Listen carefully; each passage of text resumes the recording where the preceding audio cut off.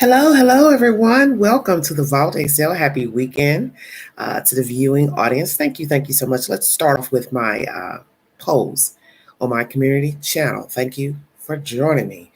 And once again, if you'd like to donate to this great network, $Beganji129 Cash App stickers and chats are always welcome during the live stream. Thank you so very much. All right, let's see what we have here. Got a few posts as well as polls, so bear with me. Thank you so much. Oh, 2 thumbs up, 1 viewing. That's fine. Okay. I just did a couple of uploads today as to try to chop up each situation that was mentioned during court, allegations, so on and so forth, testimonies and information that has been revealed to the public via the courtroom. So the first upload I have, please check out the content. It's Did Kayla Abuse Harmony? Adam, possibly unfavored child, and reasons for custody. That is one of the last uploads, 28 minutes. The upload before that is very short, 3 minutes long. It's Adam's possible method to rid himself of Harmony Montgomery. 3-minute video, very poignant. Please check out that content as well. I will also be bringing you content from Court TV. And now I'm going to go into other contents. And another upload from earlier is, hey, Adam, who's the teardrop for? That is a 13-minute video rendered from the Queen, asking all the pertinent questions pertaining to this debacle of these entities, Kayla and Adam. What is the teardrop for? We have learned, those of you who are familiar with street code and street antics, that putting a teardrop under the eye is supposed to be a symbolism of unaliving a human being. Then there are other people who put teardrops because they've lost a loved one and they are stating they're in mourning, I guess. They grieve this person, so they shed a tear for that said loved one. You're entitled to your opinion. Thank you all so much for joining me. My other video from this week, the failure to secure proper care for Harmony Montgomery. That is a 3-hour-long video. Chop it up as you can, please. Here's another post from my community board 12 hours ago. Frankly, if Adam abused and unalived Harmony, he would have done the same to his other children. I have been pondering over the allegation that she covered the mouth of her brother. If true, did she see someone else do this to him or another kid, or was he crying and she was trying to make him be quiet? Or is it the worst scenario? Just thinking out loud.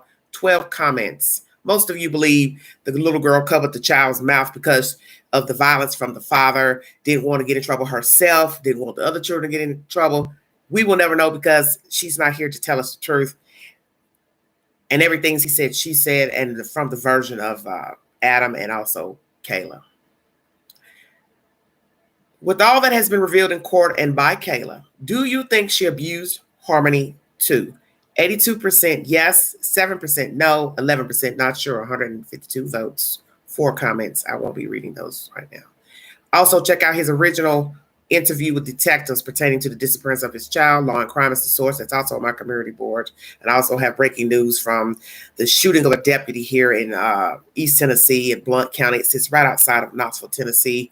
And you will see commentary of his about the case, the arrest, the brother being bonded out, and also the girlfriend of the boyfriend of the brother bonded out.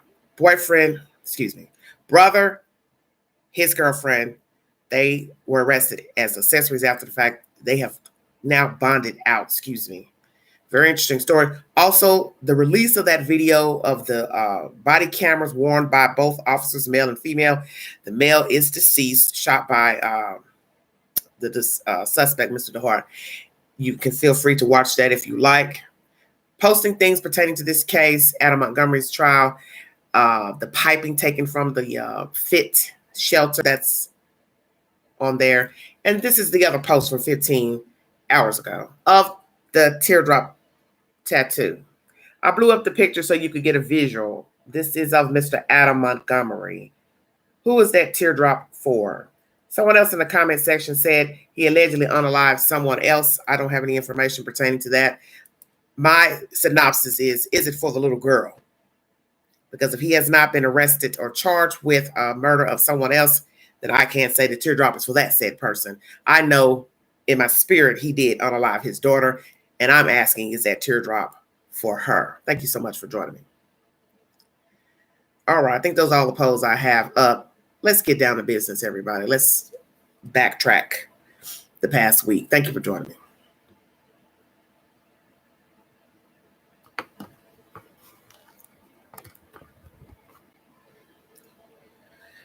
All righty. WMUR TV is the source for the information I'm going to be bringing you. As you know, the trial will resume on Tuesday, so I will bring you content as the information unfolds in court next week. So we're going to go back to all the people that testified, and we're going to chop up the information pertaining to those that testified. We have detectives testifying about the piping, forensic work, what it took to take the piping out of the locale of the the shelter. We learned that this week. This Brittany young lady who was the girlfriend of Travis Beach, she testified. She gives her commentary about being at the hotel and how she came to know both parties, the Montgomerys, the transferring of the truck of the U-Haul and all that said information. What I find interesting about all of that is how easily these people were manipulated to do favors for one another. Now, one would say, well, they thought they were friends. But when we get to the Middleton guy, who is also incarcerated, for what I don't know, I've been trying to look and search why he's incarcerated. I don't know. And they didn't mention in court either, which I found strange. You're asking everybody else what they do for a living, where do they live? Why didn't you ask him, hey, what are you in here for? I'm curious. Anyway, Travis and this Brittany girl did a favor for Adam, and I guess Kayla too, to get a truck. But because these people didn't have IDs and this and that, they found the Middleton guy. So when you hear the Middleton guy testify, he's also incarcerated. It's interesting when he says, I like to help out my friends. If I'm not mistaken, he said that. I like to help out my friends. But then when you listen to Travis's testimony, and the DA is asking him questions about how he met him, what's their relationship, it's kind of an odd commentary on his behalf. He says, well, I wouldn't consider him, like best friend or whatever, but we were co-workers. Well, that's not how Middleton thought of you. That's the reason why he got the truck. It's because you couldn't get it. Okay, your girlfriend couldn't get it. So he foolishly gets this truck, unbeknownst to him that it's to traffic a corpse, which is still bizarre to me, because who rents an entire van, a big old van, for a small bag? Because we know that he put the child in the bag, if we're to believe what Kayla told the court and the jury. And the bag isn't that big. So why would you need a van? So we have this testimony from all these participants. Middleton thinking Travis is his friend, but Travis testifies like, oh, he's just a co-worker. Now you see what I talk about when I talk about loyalty, that your perception of something is not the same perception as somebody else. So Middleton's thinking this guy's his friend, but the friend, Travis, thinks he's just a co-worker. But you didn't mind asking that same person to rent a damn truck for your other so-called friend. Do you all see where this is going? It's using people for a means to an end. That's all you're getting out of the testimony. They little group of people. And when you look at them, you can say to yourself, they all look like they have been users. And when they say once an addict, always an addict. And that's also the common denominator. We learned that in testimony. Getting high before dumping the baby. Who does that? You're going through all these loops, hoops, jumping them trampolines to get a van, to get rid of a small remains. But you got to go get high after getting the van. We learned that in testimony. See, there was never no loyalty with any of these people, ever. And little did they know, they all were being manipulated by Mr. Adam Montgomery. He's a grand manipulator. That'll probably be another upload I'll bring to surface. He's a manipulator. Stair steps. Look at all the people manipulated by him. Children, the wife, the friends, associates, the other girlfriend who's no longer alive. Did you not know that? That girl, she's not even alive. Found her dead in a hotel. Stay woke. He's a grand manipulator. And Court TV has done a rendering on the women that were involved with Adam Montgomery. How was he so smooth to get all these ladies? Well, we have learned that it doesn't take very much to meet and mingle and date and coincide and have sexual relations. Okay? Let's say woke now. You don't have to be popular, fine, handsome, talented, athletic for somebody to like you and like your sex, let's say. Because I believe that's all this was about between Kayla and Adam. I think that's been proven due to her statement in court about still having feelings for him. It's about the sex. Perhaps he gave her great sex. Perhaps she hasn't had many sexual experiences. I don't know. Don't really care. I'm just saying. What was it about him? But then we all can look back in the looking glass of life and say to ourselves, the people that we have coincided with, they may not be murderers, baby killers, but we could say to ourselves, they weren't hitting on much either. But I saw something in that joker, that female, and it didn't turn out very well. May even still have feelings for them, some sick sensation. Because really that's all this is about, a sick obsession. And later on, I'm going to bring you another content pertaining to Stockholm Syndrome. Is this female suffering from Stockholm Syndrome? Or was she felt captive, although she wasn't kidnapped? So we're going to dive into that. How does that weigh into the relationship between Kayla and Adam Montgomery? Okay. Who else do I have on the roster? Thank you for joining me. Yes, a lot of people went to court. So we talked about wranglings with the truck, getting the van to rent. Brittany testified. No longer lives upstate, lives down in Florida, from my understanding. We also learned they all use drugs. And I thought that when I saw her testify, she was a user, and it's later confirmed through testimony from Travis, how they all got together and went back to the hotel and got high. Now, this one lady's testimony, I didn't view her testimony. It's another older. I think it's so many people testified, I can't keep up with everybody. But we had friends of friends, one male guy. We had another young lady, workers. I believe these are co-workers that have testified. Let's talk about the co-workers.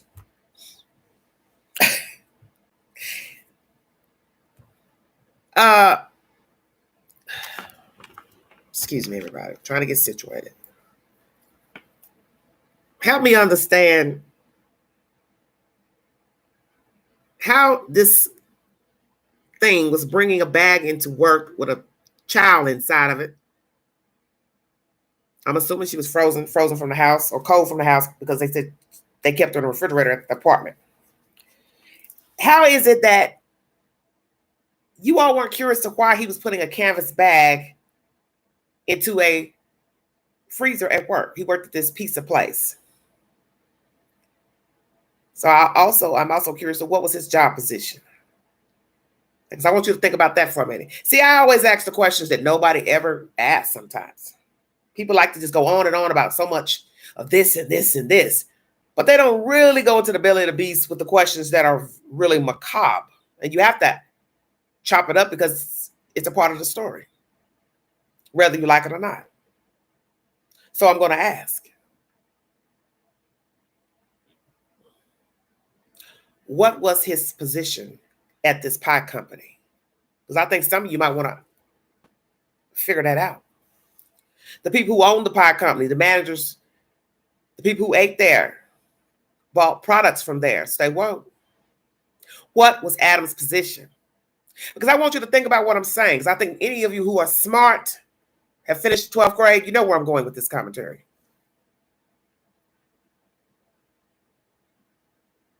He's been carrying around a dead kid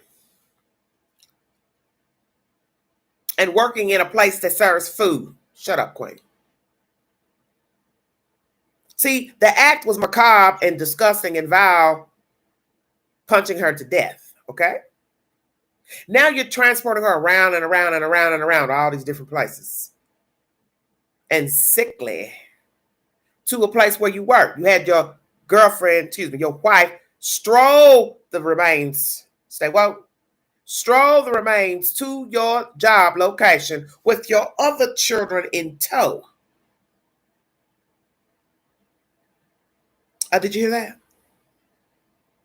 The other children were in tow with the deceased in a stroller.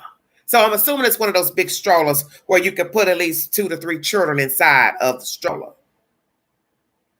Either the big deluxe one or the little lightweight one that could hold, I guess, 2 babies or so. So let's go there. Transporting this body around from place to place, place to place. Now I need it out of the way, out of that apartment slash, I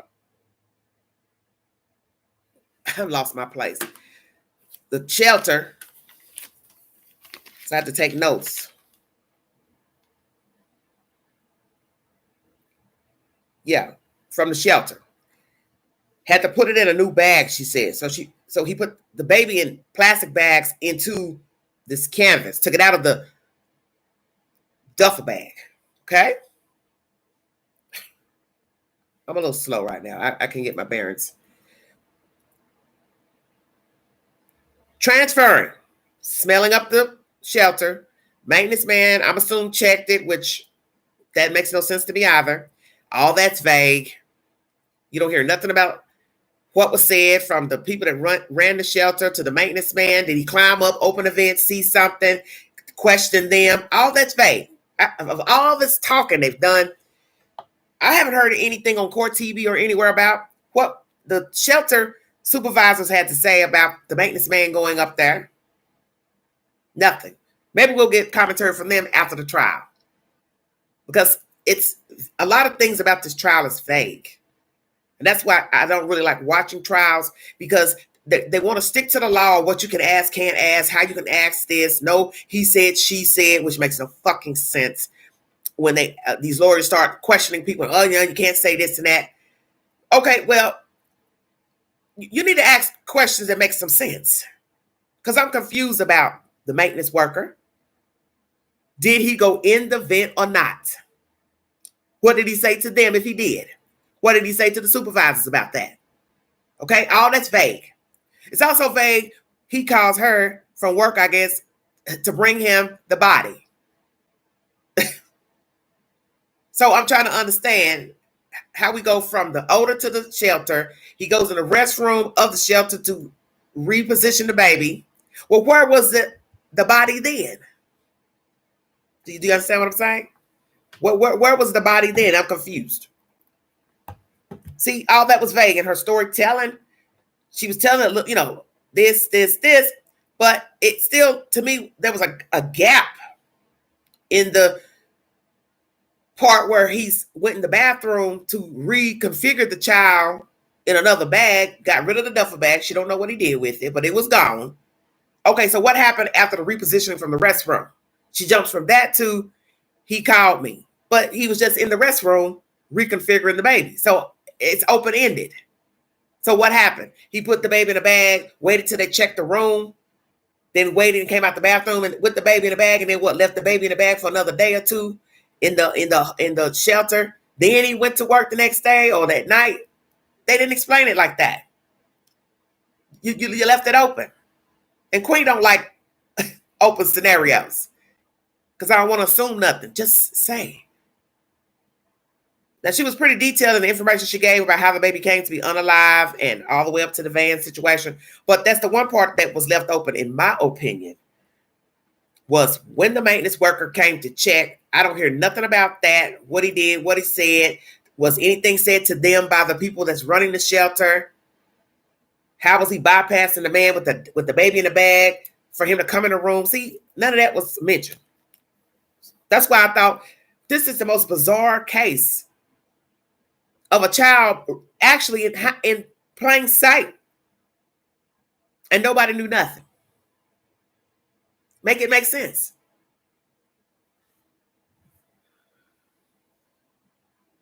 So we have a woman testifying, saying she saw him with the bag. We have a maintenance worker testifying about the plumbing issues, fixing the drain, and something fell down the drain, got stuck. Let's go there. Because we're going to touch on everything. Don't mean to laugh, but all of this is bizarre to me.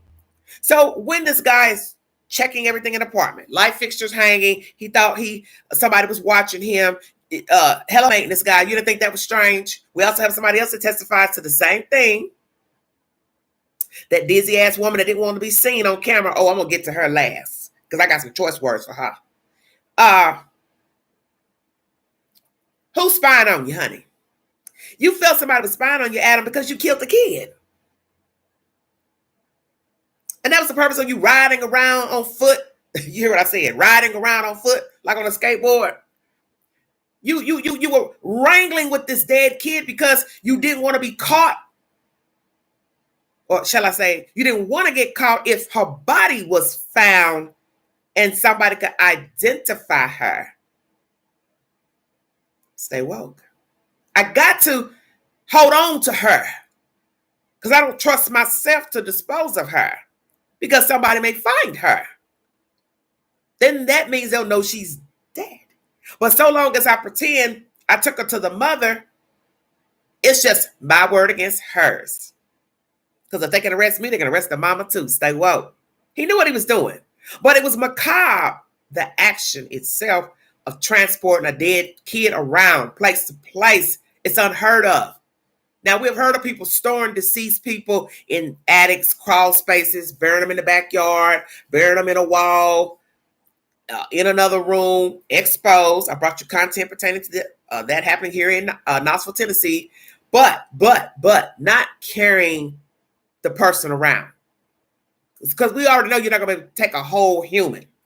5 feet is too much of a human to be transporting around. Come on, let's be serious. But you could transport her around because she was small. And we learned that he folded her up in the duffel bag. Yes, that was said in testimony by Kayla. And also folded again for the CMC bag. So she's crushed even more to fit in a little canvas bag. So here we have the maintenance man fixing lights. We have somebody else testifying that was at the shelter with them that came to visit them at that same apartment. The lights were unglued, unkempt, blah, blah, blah. He's fixing the tub. What actually was flushed in the toilet and in the bathtub? I'm curious.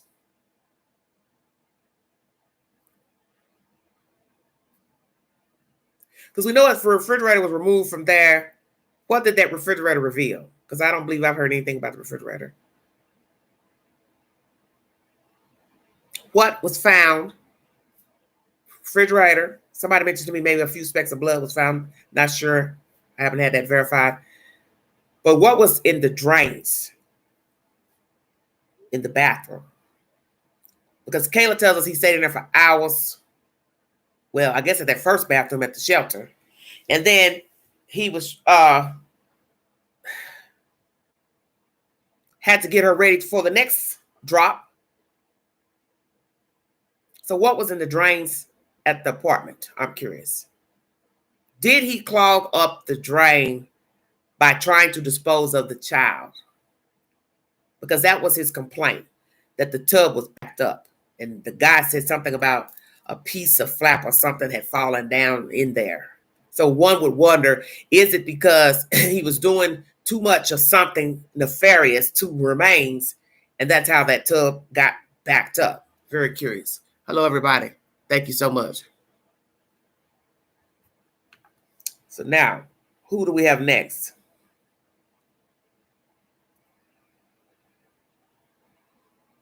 The good old friend, Mr. Beach, testifying, also drug users too.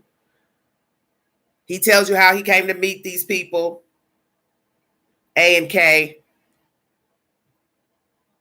getting the rental from a friend, Mr. Middleton, dropping it off in the parking lot, going back to the hotel to get high, never seeing what he did with the truck, data found on cell phones of his conversation with him, Just a bunch of buffoonery. And what's interesting about this dialogue in court is that everybody, as I said, was using the next person to do favors for this fucker here, which is baffling to me. That he had this kind of pull. Hey, I need a van. I'm moving some stuff. Now we'll have this woman who came to court testifying, or I believe he, Adam too, not Adam, but Mr. Beach said, well, yeah, I thought he was moving. I saw stuff packed up. So I assumed. And that's another thing that's strange. You move into an apartment for 1 month. You got there in February. You're moving out in March, the 1st of March. So why were they moving? Evicted, scared. What? People coming around asking questions. People going around asking other people questions, such as law enforcement. I don't know. Because you have to ask yourself, why did they move from that apartment? You're only there a month. And we hear that it was unkempt from the lady who's at the shelter with them, who visited the apartment. And as I said, we'll get to her in a minute because she's something else with herself. Did they put something down in the tub, Mr. Adam? What was put in the tub? What was put in the toilet? This friend who helped, Mr. Beach,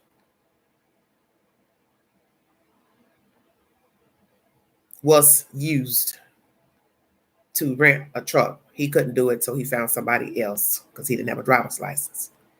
Okay? And that's Mr. Middleton.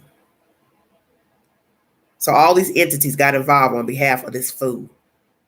And I think Mr. Middleton should feel really duped to know he thought he was doing a favor for Travis, but Travis was doing a favor for Adam. 3 people. The suspect goes to somebody else, Travis, Brittany. They couldn't do it. They go find this guy, Mr. Middleton. And he has no idea what he has done by signing over the van. We learn of conversations of the van not getting back on time to the U-Haul. And Travis and Adam are going, back and forth in a short text. And basically, he didn't remember having the conversation until they showed him the data, receipts. Oh, sir, you don't remember asking him about not returning the truck? No, I don't remember. Well, maybe I'll refresh your memory. So the district attorney showed him. Is this you, sir? So he had no choice but to, yeah, I guess so. So he's asking Adam about where's the van? What the F's going on? And then he lets them know, I'm getting it back. Woo, woo, woo. Don't message me this on Facebook. So see, that should have told Mr. Travis. Okay, wait a minute. I done your ass a favor. I done went out my way to find you a van. Use somebody else to get the van. Hell, you didn't even want to pay for the van because we got information from that through court. They wanted this girl to pay for it, Brittany. Why would I pay for a van for you that you need to move your stuff? I'm going to rent the van, put the gas in the van. Why? To gain what? Stay woke. This is how honorary and brazen Adam is. So the equipment back in Facebook, like I said, it's short. It's not long-winded from my understanding. But Adam is telling on himself to Travis, and I don't know if Travis picked up on it or not. Don't message me nothing like this on Facebook, okay? Again, rather. And he tells him, okay. Like he's his daddy or something. I would have cussed his ass out. I said, look, let me tell you something here. I did you a favor by getting the damn van. I found somebody to get it for you. He's kind enough to give it to you, thinking it's for me. Ding, ding, ding. For me. And it wasn't. It was for you. He don't know you ain't friends with you. And you gonna talk crazy to me in Facebook Messenger when you got the van there late or whatever? Hell no. I said, you know what I told him? Well, I can tell you what, don't ask me for nothing else. But instead he replies, okay, bruh. Do you see the buffoonery? The usury. So how does Mr. Travis feel now knowing he's been hoodwinked and bamboozled by Mr. Adam? You sit up here geeking and getting high with him, renting vans and finding people to rent vans to now know that it was used to take a child somewhere. So where is she? Where is the baby? 133 miles drove to dispose of this child. So then we also got to ask, did they actually move out with the baby too? Would they say throw the bathwater out with the baby? Literally. Did they move out? And where did they go and where did they take their things? We get information from the transportation driver. She was very polite, very smiley face in court, kind of creepy to some degree, but this is the report she had with the district attorney.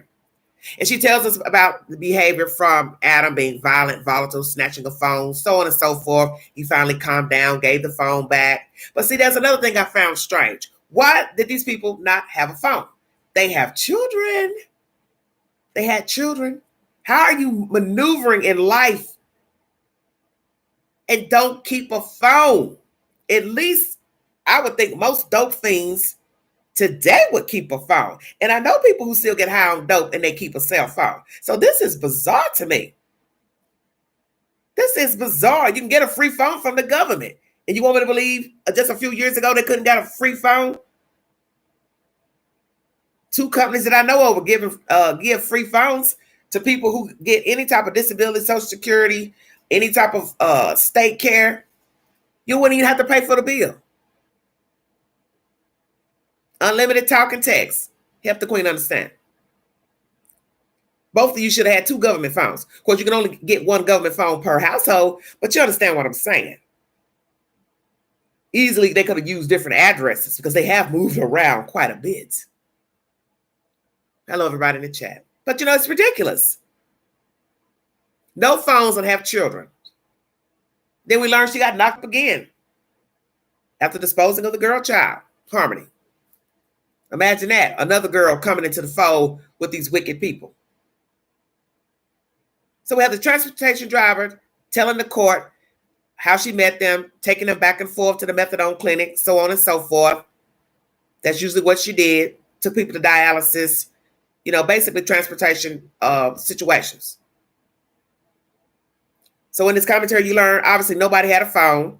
He didn't want her talking to this woman probably about their problems or having access to a phone to call.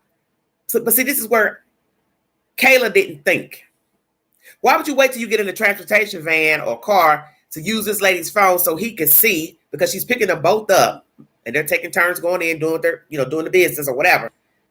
Why you didn't use the phone when you was in there alone at the methadone clinic? If you wanted to call Pookie, Ray Ray, Bubba, your mama, Walmart, whoever, why you didn't do it while you was inside Dodo Bird? Excuse me, do you have a landline I could use? I don't have a cell phone. You want me to believe nobody would have given her a phone to use inside of the clinic? See, this is where you have to start wondering what the hell is wrong with the people in the story. Well, we know that they were dope fiends. They're addicts. So they don't use the type of rationale that a normal person would use. Hey, I'm going to use the phone when I get to this place because I don't have access to a phone. So I'm going to take care of all the phone calls I need to take care of while I got used to the phone. But naturally, they're going so damn early. Hell, some businesses probably weren't even damn open when they got there. Just nonsense. And the lady was very polite in her testimony. And she basically let you know she cared for both of them. What does she think now? Knowing that there's a whole baby unalive. And Adam is the culprit. Very interesting. She seemed helpful. But the thing about trying to help people, you can't make somebody do what you think they should do. This girl was glued to the hip of Adam, and that's all she wrote.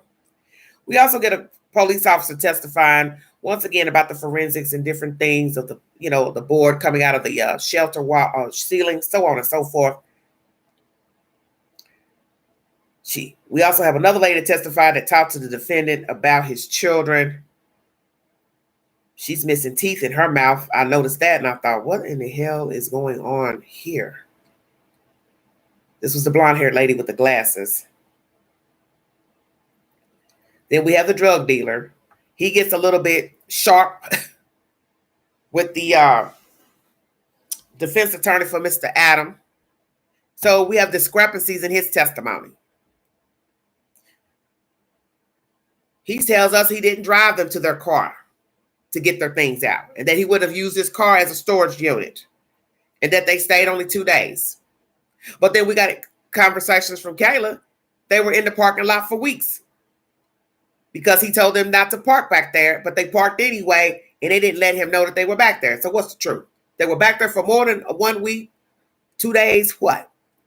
Did he drive them to go get their stuff when the car broke down? He says he didn't. He don't remember, don't recollect. Few things he didn't recollect. I think he just didn't want to make the situation worse than what it already was. Yeah, they know I sold drugs, this and that. Why add, fuel to the fire? He tells them, the court, I gave them food. I was helpful. But I would not ever let them use my car by themselves, Adam. Yes, he's driven my car with me in it, but not me loaning my car to him. Of course, who's going to loan their car to an addict? The only person that loans their car to an addict is another addict. Or a crazy person wrapped up, such as like Kayla was wrapped up with him. That's the only type of person that would loan their damn car to a dope fiend, is another dope fiend or somebody that's just out of their damn mind. But you hear the dope man say, hey, I ain't loaned no car out. And then we learned that in this short 2 days, the body is in a duffel bag, folded up. She never explained if they took the clothes out, but then I listened to some other commentary, Court TV or somewhere, that says clothes were taken out. I don't know. See, everybody got a different version of what the fuck happened with these people. And I told somebody, he would have to fold her up to put in a duffel bag if they kept their clothes, because where were they going to put their clothes if they didn't have another spare bag? You want me to believe they just wanted to put her in a duffel bag and just say, the hell with their clothes? We ain't going to have nothing to wear. Because you'd have to take those clothes and put them in something else. Or you would take them and conceal her. And that would be nasty, to take your clothes and conceal the dead kid. She was in the snowbank for about two separate times. Very weird, vile shit they were doing with this kid. And all that shuffling, like I said. Trunk, snowbank, auntie's house, mama's house, hallway, cooler, shelter, ceiling, out the ceiling, confused, workplace, never came back till they got the apartment, I guess. All that's weird and fuzzy to me. A bunch of nonsense.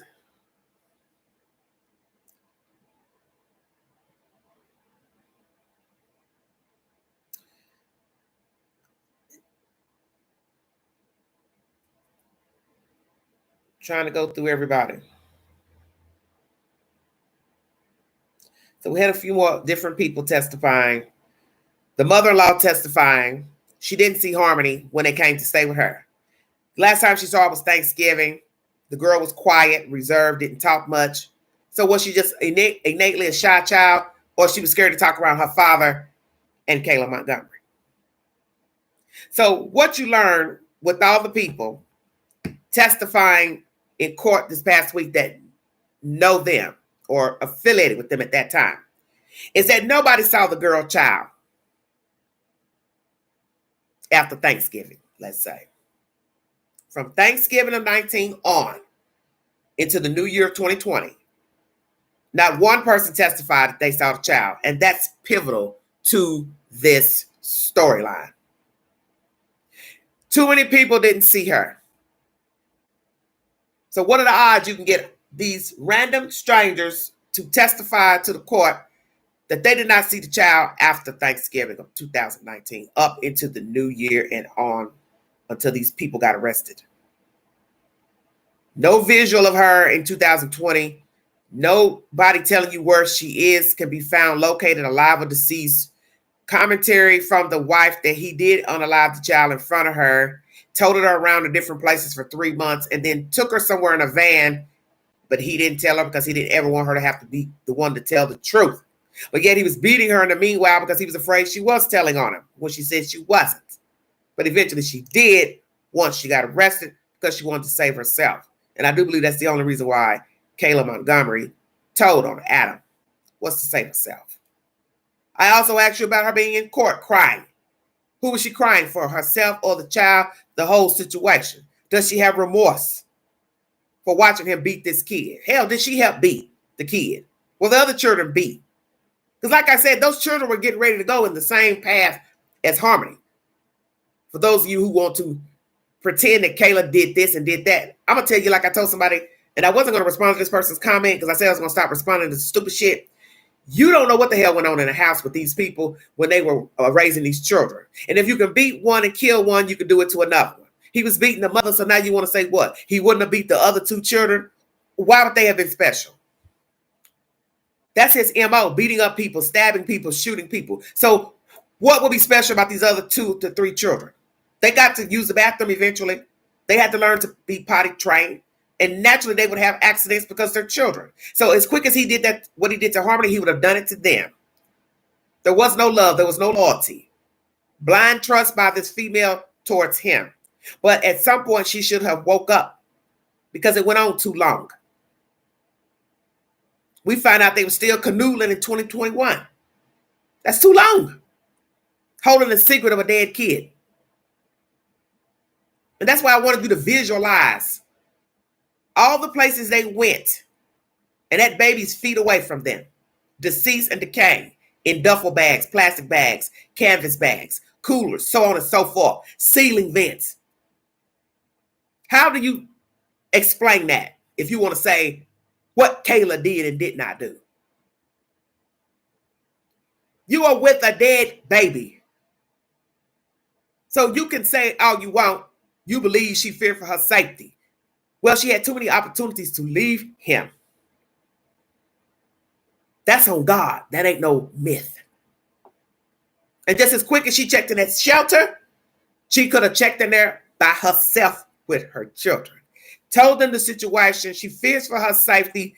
This is why I fear for my safety. And then guess what? They probably would have put her in a witness protection program, and she could be living somewhere happily ever after right now with her children being successful in the world. But now her children are gone, out of her care. Same thing with the bio mother. She don't have a Harmony. She don't have a baby boy. And as I said in my last upload, the one thing that Adam said that I think is the truth is that Crystal didn't want her either. Now, some of you may disagree, but we have testimony from the foster parents that says otherwise. To me, I didn't know she had that girl 3 times. And as someone in the comment section said, Queen, I got a feeling that girl wasn't really searching for that baby like she's making it out to be. Exactly. Because 3 times in foster care, the girl was only 5. She was only 5 years old and some months when she was unalived. How do you explain her being in this lady's care 3 times? That's a lot. And she told you, basically, I guess she relinquished her custody of the child because of dealing with DHS and dealing with a traumatized child. So now you got to ask yourself that. She didn't go into detail, but that tells me there's more to the story. What was Harmony doing?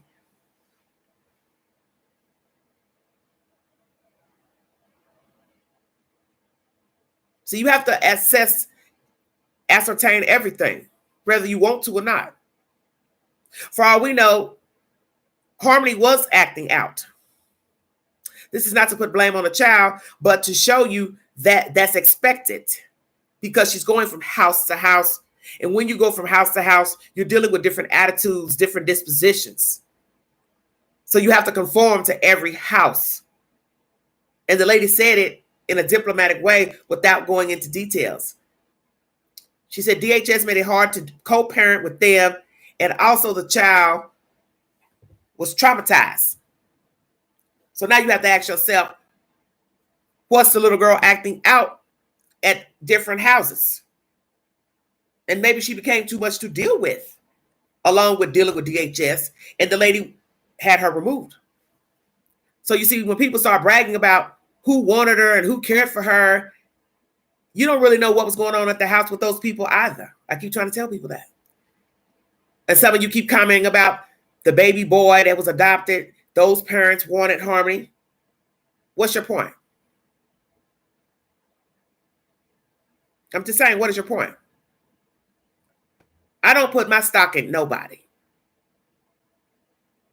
Just because they look well coiffed and had the little boys dressed nice while signing paperwork, the adoption papers, all that means nothing to the queen. Because Ruby Frankie and her husband should be prime examples of why you don't judge a book by its cover. And I'm just saying, I am not putting anyone on a pedestal pertaining to this case either. Because we've learned that children go into different homes, whether adopted or fostered, and you have no idea how they're being treated behind closed doors until the shit jumps off and somebody's missing or somebody's dead. Stay woke. Or the ambulance has been called. And then the story is finally out. They've been beat up, abused. You can't think at this point, after all you've heard in court, that you would trust anybody with a kid? I don't. And this is not to be negative towards anybody that raised her in the short while that she lived, but I don't trust nobody when it comes to children being passed along and shuffled along. That's just who I am. Because I've seen what happens to foster care children personally. So I can speak on that. So all that SHIT about nice house, nice car, go to church, Christian, Jew, Arab, whatever, that means nothing to me. Because in the end, she is unalive right now, out here somewhere, dissolved. And the only person that holds the key, allegedly, is the bio father. And he's never going to tell. And so long as a person can think they can weasel their way out of a conviction or whatever, why would they tell? They're not. He's never going to tell that.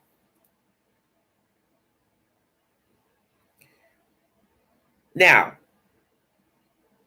Brendan Middleton, don't know why he's in jail, incarcerated. He testified, as I told you earlier, and he's the one that originally ended up renting the van. How does he feel now, as I said before, renting that van? He ought to feel very strange. Let's talk about this mystery person that wanted to be covered up in court and the other mystery person that brought forward information Wednesday. The lady that testified in court, you had Angela very irritated yesterday watching you. Hello, everybody in the chat. Thank you for joining me. You had the queen very irritated. All that you were putting on in court, walking in like you ready to fight. The camera already showed you. You probably realized that when you saw the court TV camera. Then they finally blurred you out. They turned off the audio at the beginning of their, sessions or whatever. I want to know, who the hell do you think you are? I was in that courtroom, court TV chat for a little bit, and somebody had the nerve. I guess they were replying to the Queen's comment when I called the people testifying in court addicts. I said it because that's what I've seen testifying. Oh, excuse me for not saying some of the people that testify appear to be addicts. Everybody in the shelter don't mean they're addicts. I didn't say everybody in the shelter. I just said you could see that these are addicts, because that's what I felt. I just didn't stipulate, pardon my French. But let's keep it real. The people affiliated with these people who testified, you may have one that wasn't an addict. How about that? Her attitude stunk. There are a lot of people who testified who probably did not want to testify, number one. Didn't want to travel. Didn't want to be seen on camera, but they did because they were subpoenaed and they didn't want to end up serving jail time. So, Miss Lady, either you in the witness protection program or you have a current stalker with a piece of paper that states, for somebody to stay away from you, court order. What was your problem? You frowned and moaned as soon as you walked in the courtroom. Then you had the nerve to start crying before they even started letting you talk. So that's when I knew you was full of shit.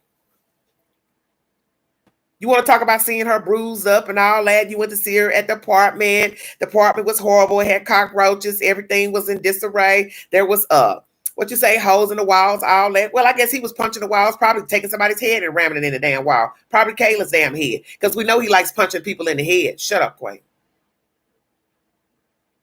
Oh, he's a boxer. Maybe that's what his profession should have been instead of unaliving children and beating up folks. He should have became a professional boxer, Adam Montgomery. But back to you. What was all that you put on in court yesterday or the other day? Help me understand. All that crying and shit. First you come in mad. Then the next minute, the camera's panning toward the wall to the floor, and you start bubbling and babbling. And I thought, well, what is this going on here? Why are you crying? Because you don't want to be there? You feel bad about what happened to Harmony? You feel bad for Kayla? I'm going to say this, and I'm going to keep saying it. Like minds, birds of a feather. We don't know who knows what and who told what to whom. We can use deduction to say Adam wouldn't have told nobody else but Kayla because he wouldn't want nobody getting that out there and telling on him. So he would have been a fool to go out here and tell any of those little cohorts he unalived his child. We also learned from Travis, he did say he effed up outside the hotel room when they were smoking cigarettes. Oh yeah, you effed up. You effed up big time. You stole a whole life. And you know now you got to go use that van at that time to go dump a kid. You could have been and dumped that baby somewhere. That's what I find so baffling about all that. All that shuffling around for 3 months with a dead kid in tow. And Kayla was right there on that donkey ride. So I can't just keep saying, you know, she's this, she's that, she's traumatized. No. I have been in situations myself that were not conducive, and I couldn't see the person who's trying to harm me, harm a kid in front of me, and I'm going to ride the ride and help them dispose of a kid or tote a kid around in my house or my apartment. Did you hear what I just said? The hell if I would. I don't feel nothing for nobody that I'm going to sit here and aid you in the death and murder of somebody else. Because like I said, it's one thing to be abused by yourself with that person. But when you start putting children into the mix and you start putting other people into the mix unalive, that's a whole separate situation. Because what you have to tell yourself, even with there were no kids, there was no eyewitness in a crime. If they are beating you up, they could kill you. You have to tell yourself that. Dealing with a fool, trust me, I can speak personally. You have to tell yourself, I don't need to be talking to this person. I don't need to be dealing with this person, living with them, having sex, nothing. Because it might be that one day you thinking, okay, they're cool, they're calm, and then poop, poop, poop, they pop off, cut your neck, throat, choke you, whatever. A dead man tells no tales. So now you're talking about a child being unalive in front of you. Come on now. This is bullshit. So back to this female. What was the point of these shenanigans in court? Do you have a restraining order against another human being, ma'am? Are you in the witness protection program? Because if you don't have either two of those things going on, that mess you put in court was just for show, and you just honorary, and you, to me, probably no different than Kayla and Adam. And I don't give a damn if you was in the shelter. I don't care if you use narcotics or not. Your attitude in court told me everything I need to know about you. You with the bullshit too.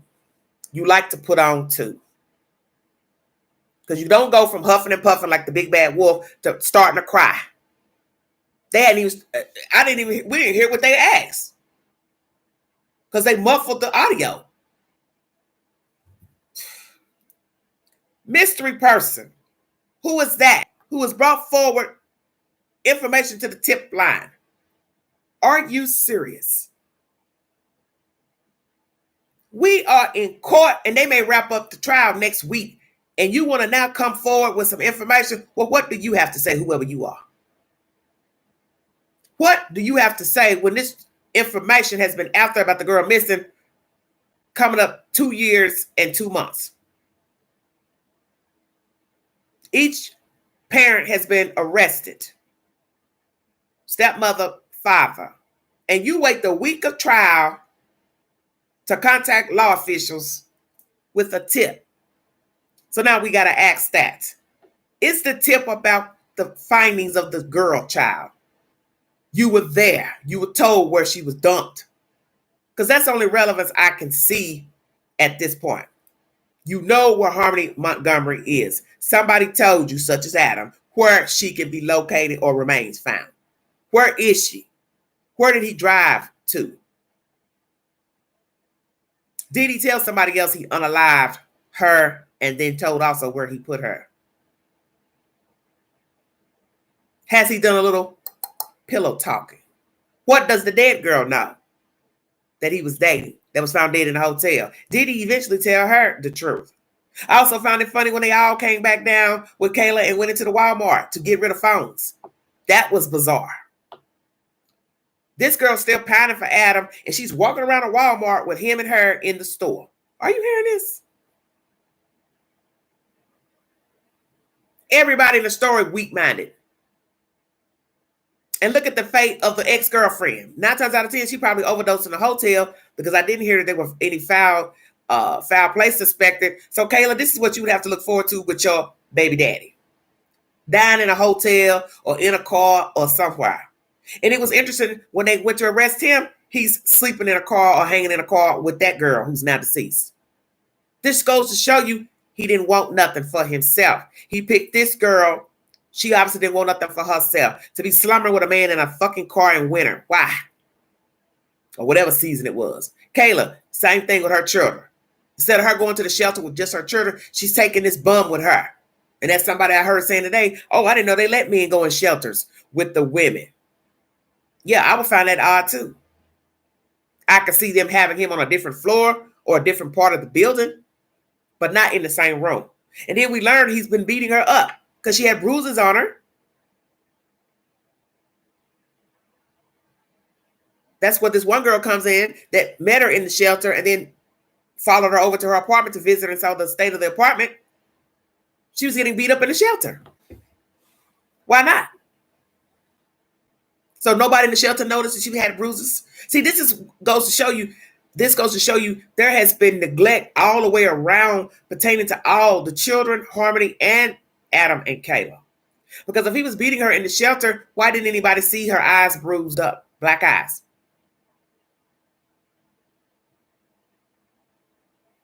Help me understand. And if she was going to get any type of help while in that apartment for 1 month, ride vans, this and that, well, if she was going methadone clinic, nobody saw that she looked battered to say, hey, we're going to call the police. Did she tell her mother that she was being beat up? We also see the court TV reporter trying to talk to her, the mother of Kayla. She didn't want to speak. Maybe because she don't want to hinder any type of the prosecution of her daughter. Possible prosecution. Does Kayla know more? Does she know where the body is? We learned that she helped near the end of cutting the clothes off of the child.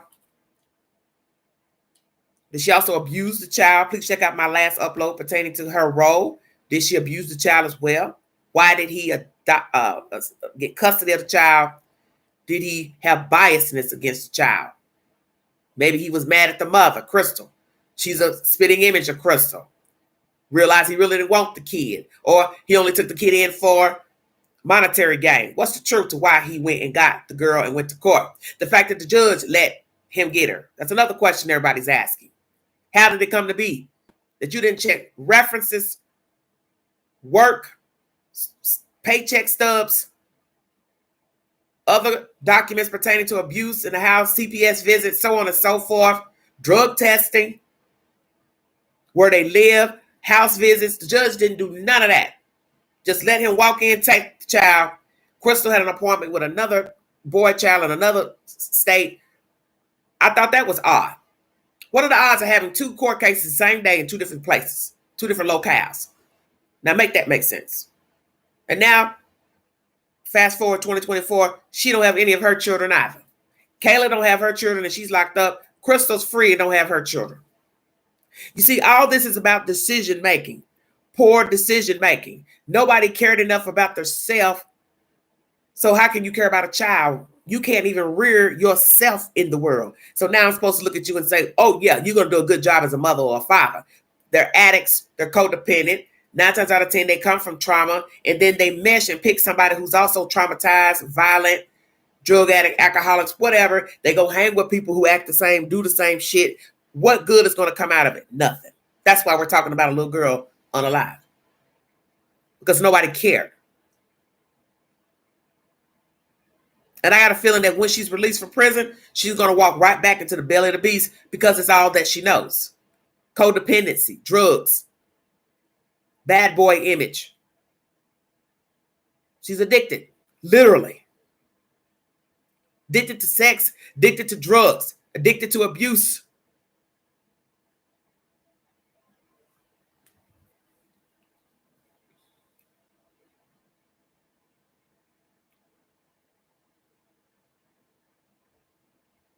Her mother testified, Kayla's mother, once again, another person saying they haven't seen the little girl. How does she feel about her daughter and her role? Is she supporting her, visiting her, putting money on the books, commissary? Curious. Did want to speak to Court TV afterwards, after testifying, even though they put that clickbait on that video that they spoke to her. No, they did not, because she didn't utter a word. How do you feel, ma'am, about your daughter?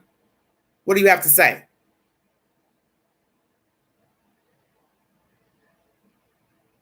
Did you abuse your child growing up, ma'am? Did you have men that were abusing her? Were you married to her father while raising her? How many other siblings does she have? Do she have? Did you abuse your child, ma'am? Because we have to ask ourselves how she got into the predicament of being with Adam and also being a drug user, house hopping from place to place. And the fact that a dead child was right there in your hallway and you had no idea. That's so baffling to me. A child in a bag in a cooler in a hallway. You putting money in the cooler for them to come get when they had a tire issue. That was ridiculous to me. Anybody could have came and looked in the cooler, stole the money out of there.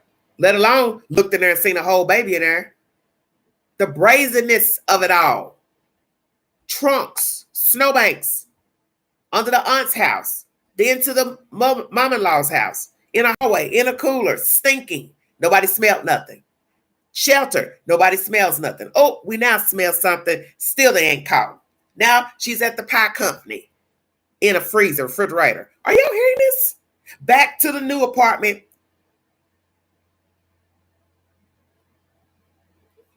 Shriveled down, whatever he did to her, lime, whatever. Back in a plastic bag, back in a canvas bag, then took to the van.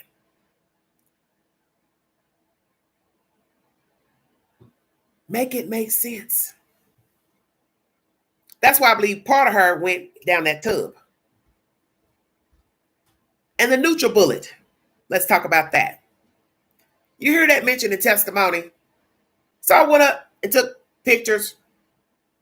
I did a video earlier showing you on my computer what a NutriBullet looks like. Most of you seen it. It's just a little portable blender. They also have a regular one that's like a regular blender. I want you to visualize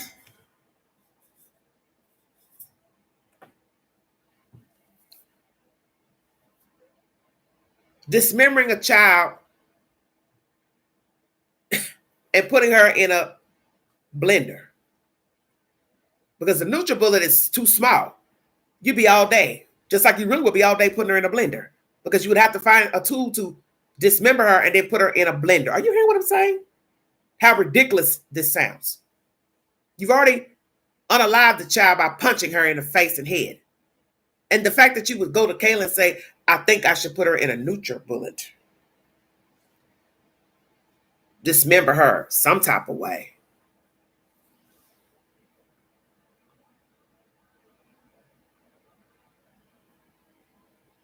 Make it make sense. A NutriBullet. It has different sizes. Plus one's made like a regular blender. I showed you the pictures through Google. And it's hard to fathom dismembering a baby 5-year-old and then putting pieces of that into the blender. Do you know how long that would take? I want you to think about that now. Even though she's not big, but you still have to dismember the body piece by piece by piece by piece. She had a head, not meaning to be descriptive, but imagine that. Because either way, I couldn't still understand putting lime in a plastic bag. Wouldn't lime eat through the bag? So that never made any sense to me.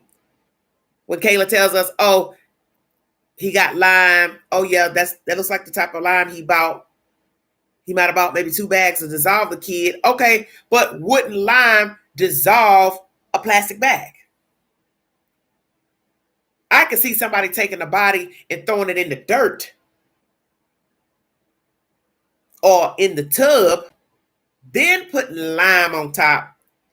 The lime dissolves the body, and then you shuck all that out and put it into a plastic bag. Is that what happened to her? She was dissolved in the tub with lime, and whatever was left over, residue, it got put into a bag. We also hear that so-called friend who didn't want to be seen in court this week talk about the tub being dirty, and she asked them about it, and they told her, oh, it was backed up. Was the child already dissolved? And that's why the tub looked the way it did with this eyewitness account from this female who used to be at the shelter with them. Because she described the apartment in disarray, holes in the wall, trash, cockroaches, so on and so forth. And then she goes into court acting like a donkey's ass this week.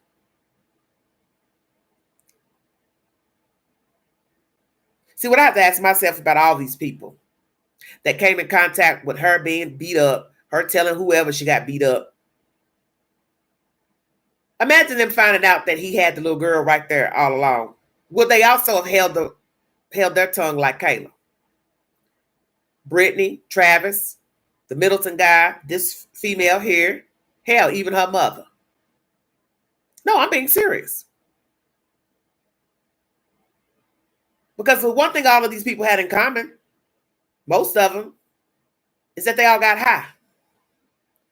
They all stayed in trouble with the law, stealing, theft, and naturally that was to support the habit. But let's just say some of them did know about the little girl. Just saying. Because I'm wondering if he told more than just Kayla. Because Kayla was there, so he didn't have to tell her. Allegedly, he unalived the baby in front of her. So let's go here. Has he confided in a good friend he unalived his own child? I am curious. Because now we have a mystery witness that has come forward to the tip line, and they want to obviously, what? Spin a version. And what might that be? Oh, sookie now. Will this person tell us where the remains can be found? Because there probably will be nothing to find if this is true. I don't know. I don't even know who the person is and what they have to say. Somebody says, I believe some notice things but look the other way. Well, Rose, that's obvious. The people in the house. That's another subject matter I've put in a live earlier in the week. All the people that saw that she was getting beat up. All the people the uncle told and they didn't do anything. As I've told you before, don't call DHS, call the police. When you see exact abuse, not the hair not being combed, that's not what I'm talking about. I'm talking about physical, beating, punching. You're supposed to call the police. You don't go put that into no 1-800 number. Because you got to wait to see what's going to happen. And as you see, the police came out because of them not having water, lights, whatever on. DHS then came out, and the child ended up getting murdered months later.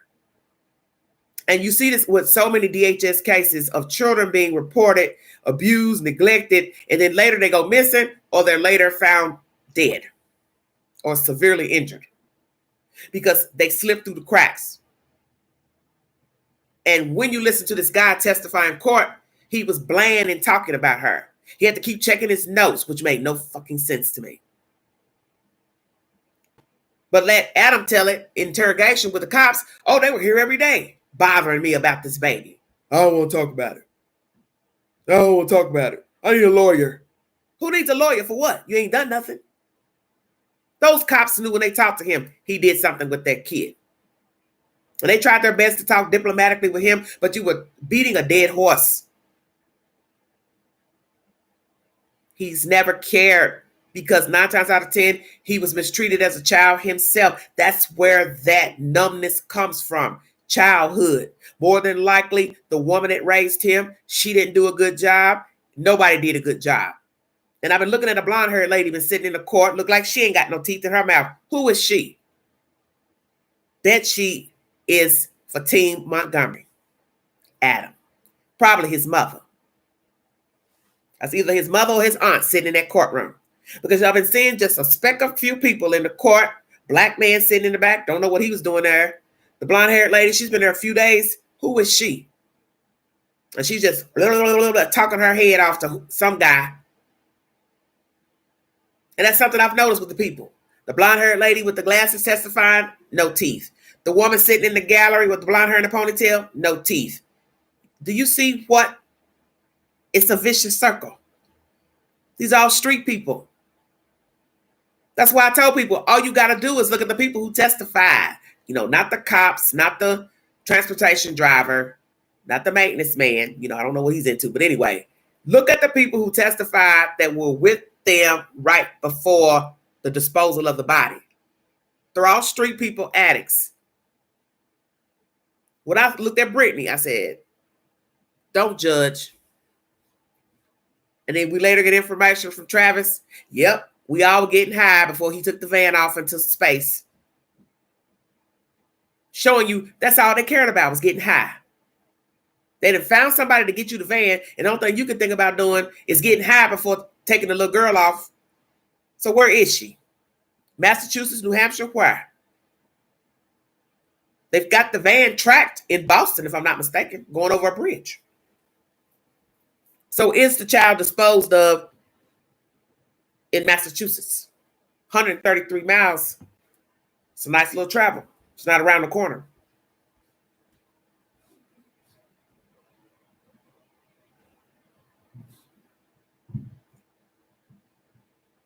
We have Mr. Montgomery saying, yeah, I abused a corpse, but I didn't kill her. My wife did that. I'm covering for her. Do you believe that? That Kayla did it and not the father. We got people saying that, yeah, he talked to me about Harmony, but I never saw her. And that's the gist of the story pertaining to this trial. Mostly all the people never saw her. Just the smaller children that were by Kayla and Adam. And see, that's where he can't even talk his way out of that. It's going to be up to the jury to decide if he unalived her. Oh, we know he knows something. They've proven that by the testimony of the people. But can we find him guilty on unaliving the girl child? That's going to be the burden of the jury. Did the state give him enough to show he did do that? He knows where she is. He is the culprit behind unaliving her. Or did this Kayla person do it? And he's covering for her. That's going to be their burden. And I bet you when they leave out of court, they are looking up stuff on the internet. Because just like the video of him being arrested, by law, he didn't have to show up to court and he can not have anything to incriminate himself. So that means they turned the audio off of the arrest of the outside his car. So now all the court has is just a visual in the video and his demeanor. But they don't hear what he said to the cops and what the cops said to him. And we also have the cops inside of the interrogation room apologizing for what took place outside with deputies or whatever. And I must say they did their best in the interrogation, trying to get to the truth about the girl child. Very scary. Crystal testified how it came to be she lost her child, her boy child.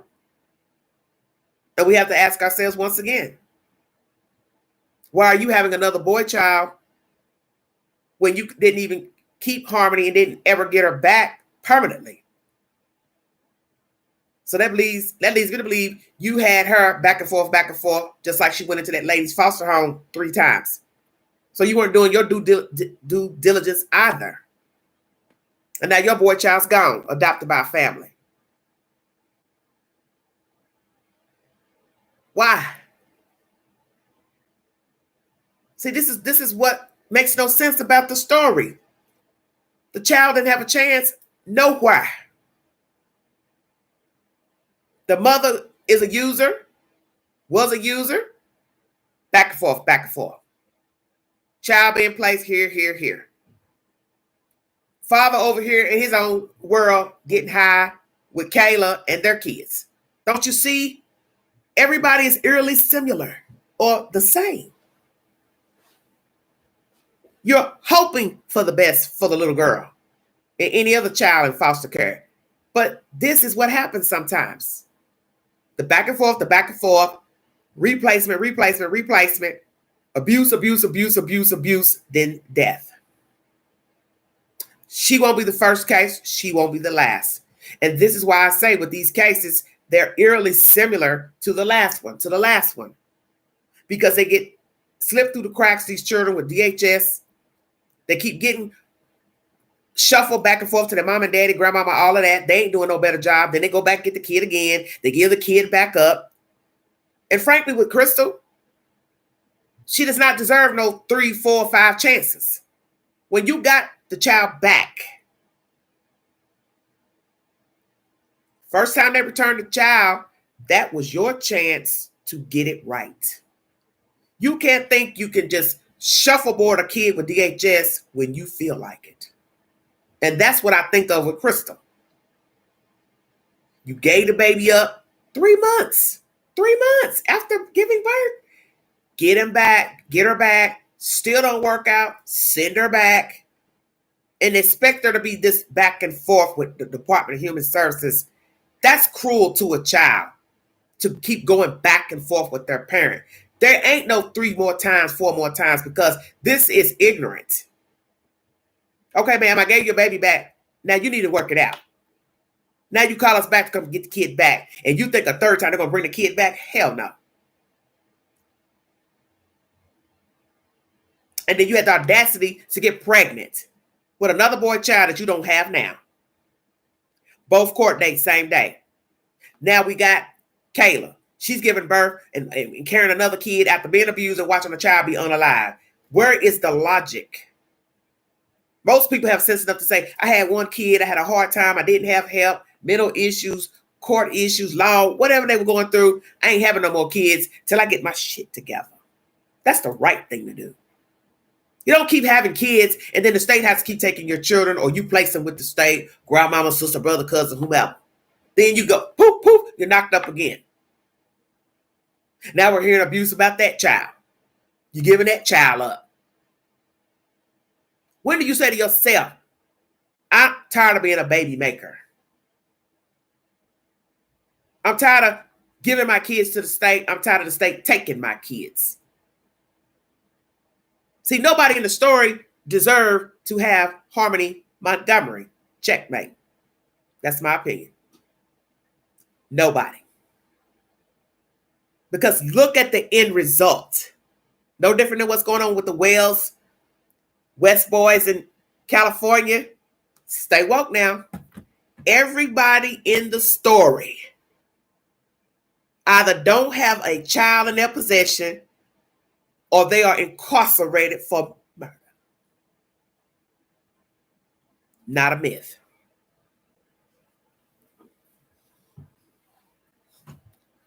And that's what you have to tell yourself with this Harmony Montgomery story.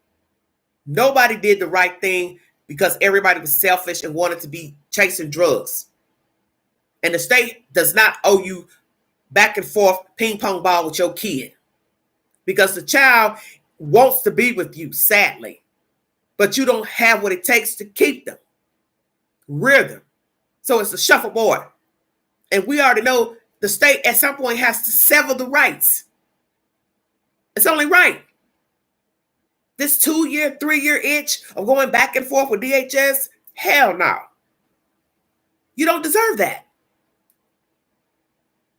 You've been sick in a hospital or something like that, that's different. Just throwing the kid off when it's convenient. Then you go cry, write letters. Oh, well, my baby back. Oh, then they give you the baby back a year or two later. How long is this supposed to go on? That's why I keep trying to tell people, think about stuff. How long was the state supposed to play this shuffleboard shit with Crystal? She went as an infant. 3 months. 5 years old, you still ain't got her back. Because, like, I believe Adam when he said she didn't want her. You couldn't have wanted her. Because it was too much going back and forth. And when the foster care lady testified, I was blown away. When she said, oh, she's been with me 3 times. I thought, wait a minute, 3 times? This is bullshit. Now everybody's looking stupid. Girl gone, deceased, 2 people in jail, 1 mother without her 2 children. Eyewitnesses locked up. Because they're all eerily similar or the same.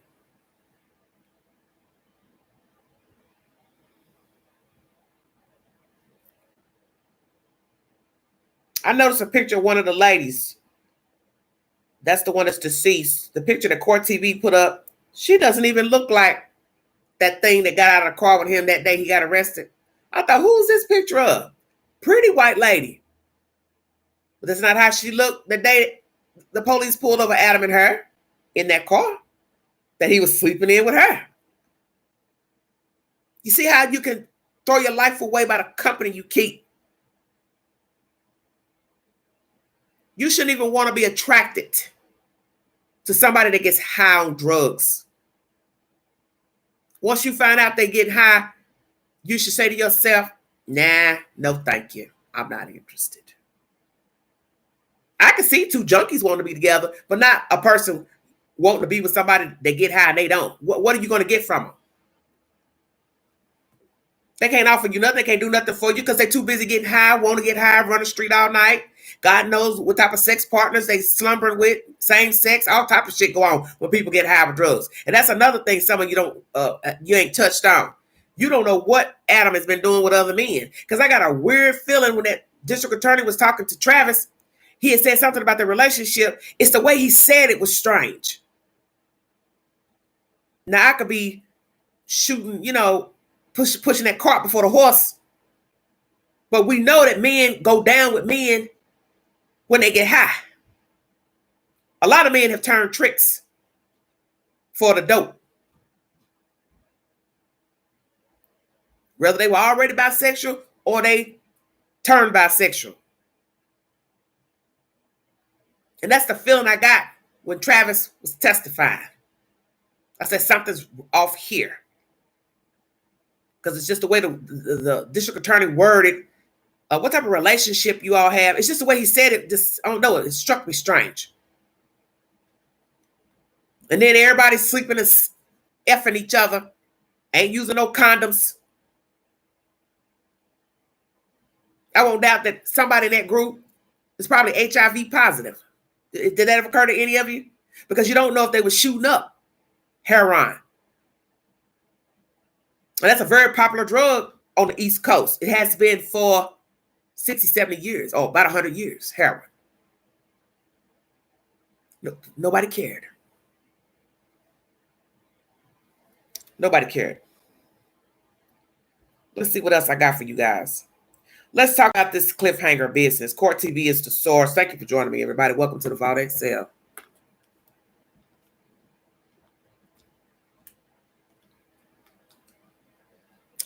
Thank you for the few that came to the chat. God bless all of you, honey. I sure appreciate it.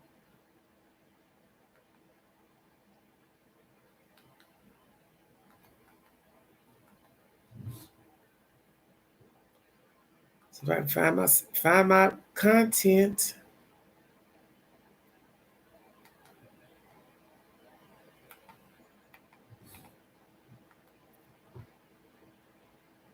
Okay.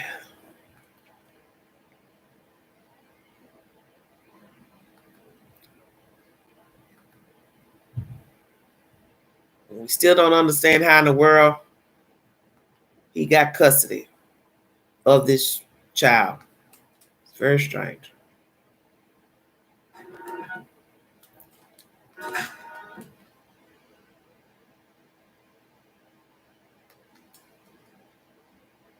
Witness who came forward during. Oh, wait a minute. Court TV is the source, everybody.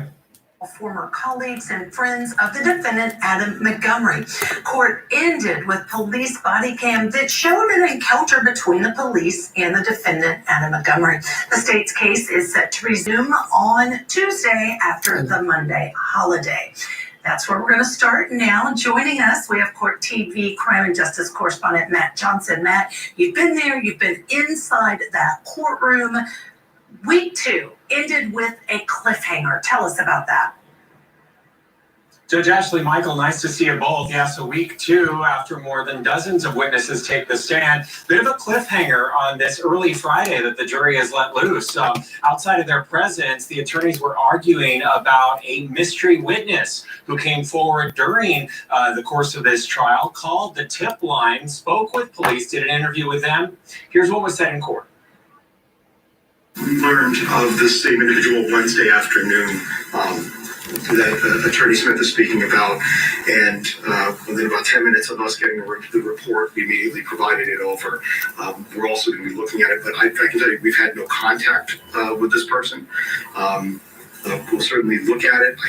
I guess we could ask whether or not our advocate could try to locate a phone number and maybe reach out and have her try not to watch anything additional for this conversation, but we have no contact with this person. This person is, there's just a tip line information. This person has not been interviewed. Detective Ray Hill.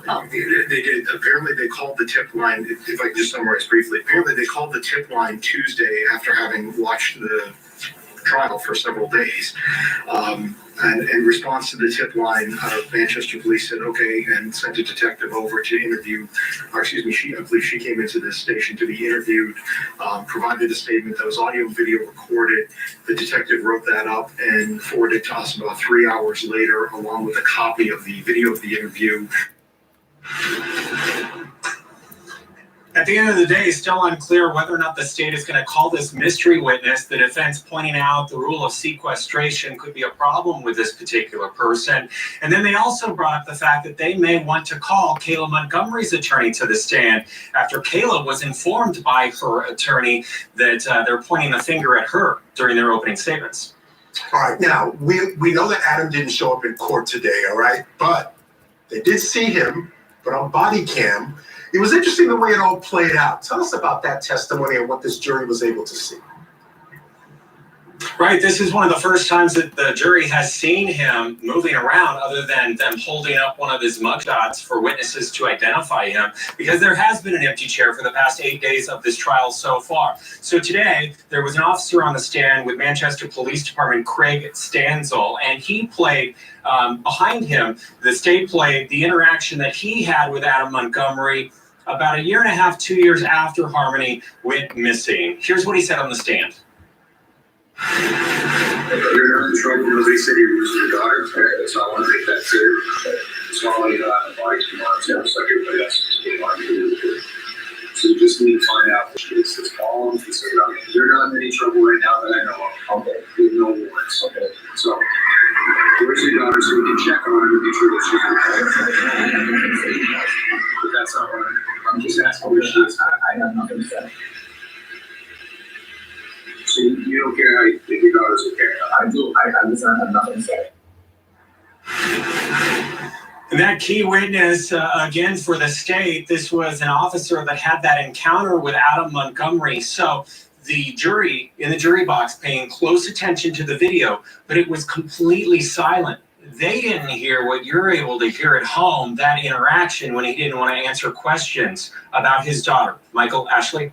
Wow, this is really an interesting case, and something else happened today that was interesting. We don't always see this. A witness, I understand, Matt, who did not want to testify, but I believe might have ended up testifying. Tell us about that. Right, dodged testimony for more than 2 days after being subpoenaed, and critical to the case, talking about abuse of Kayla Montgomery at the hands of Adam Montgomery, according to her testimony. So there were 2 times that she didn't take to the stand. She was going to testify about these black eyes that she had witnessed. Her name is Nicole Giles. We've been instructed not to show her face as she enters the courtroom and when she testified, because she was worried about her own safety. That's why she was dodging the subpoena. But here's what she told the jury. It was kind of cluttered, messy. Those cockroaches. It was only a 1-bedroom. There was holes in the walls, ceiling. There was one time I went there and I don't know, it looked like the living room was torn apart and half the walls. What about the light fixtures? Did you ever notice anything about the light fixtures there? Yeah, they were hanging from the ceiling. The owners were spying on him, listening to his conversations. So today, in summary, the jury really thinking about, for the long 3-day weekend, about abuse of Kayla Montgomery that was testified to today, his paranoia, and then also his lies. All right, Matt Johnson, thank you so much for that report. As always, we'll be talking to you again a little later in the show. And Judge, quickly, I just want to point out an interesting judge's ruling regarding that video. We heard the audio where he didn't want to help police in helping find Harmony. They weren't able to hear it, but they were able to see the video. Interesting choice by the judge. Right, and so the judge did it because of his Fifth Amendment right not to incriminate himself. Every criminal defendant has that right, and if they played his speaking, that could have violated that Fifth Amendment right. So I think it was a very smart ruling by the judge. Yeah, and they could look at the video, see his demeanor, Okay. right, and use that against him if they chose to. Not his words. And those words would have been more impactful had they heard them. Yeah, no doubt about it. All right. All right. That's the commentary from Court TV.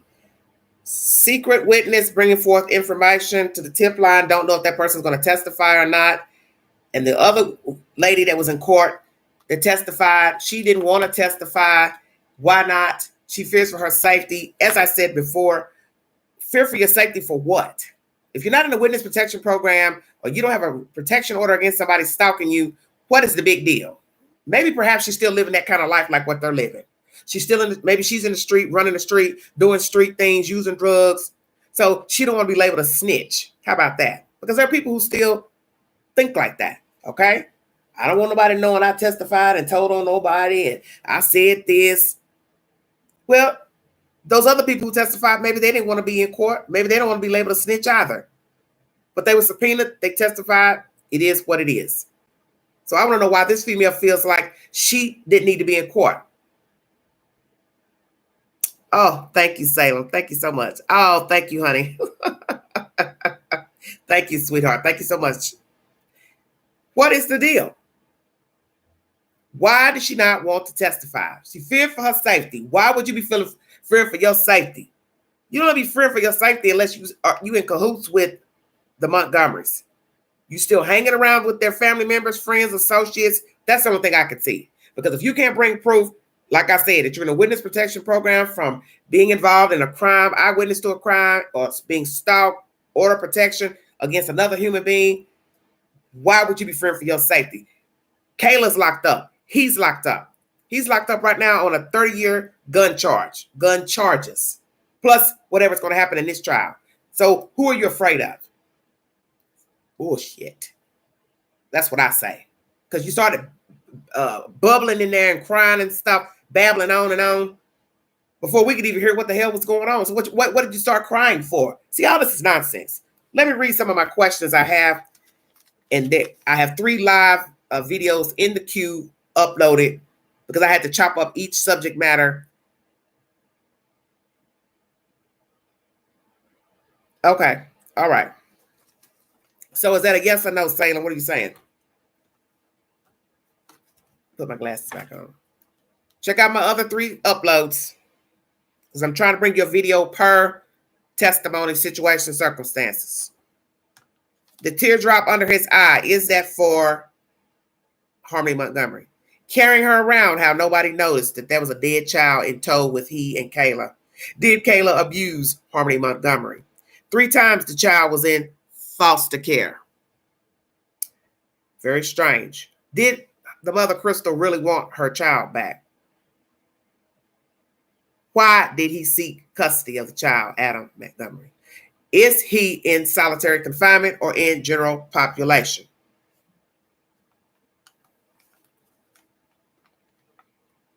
I think those are the said questions I have thus far.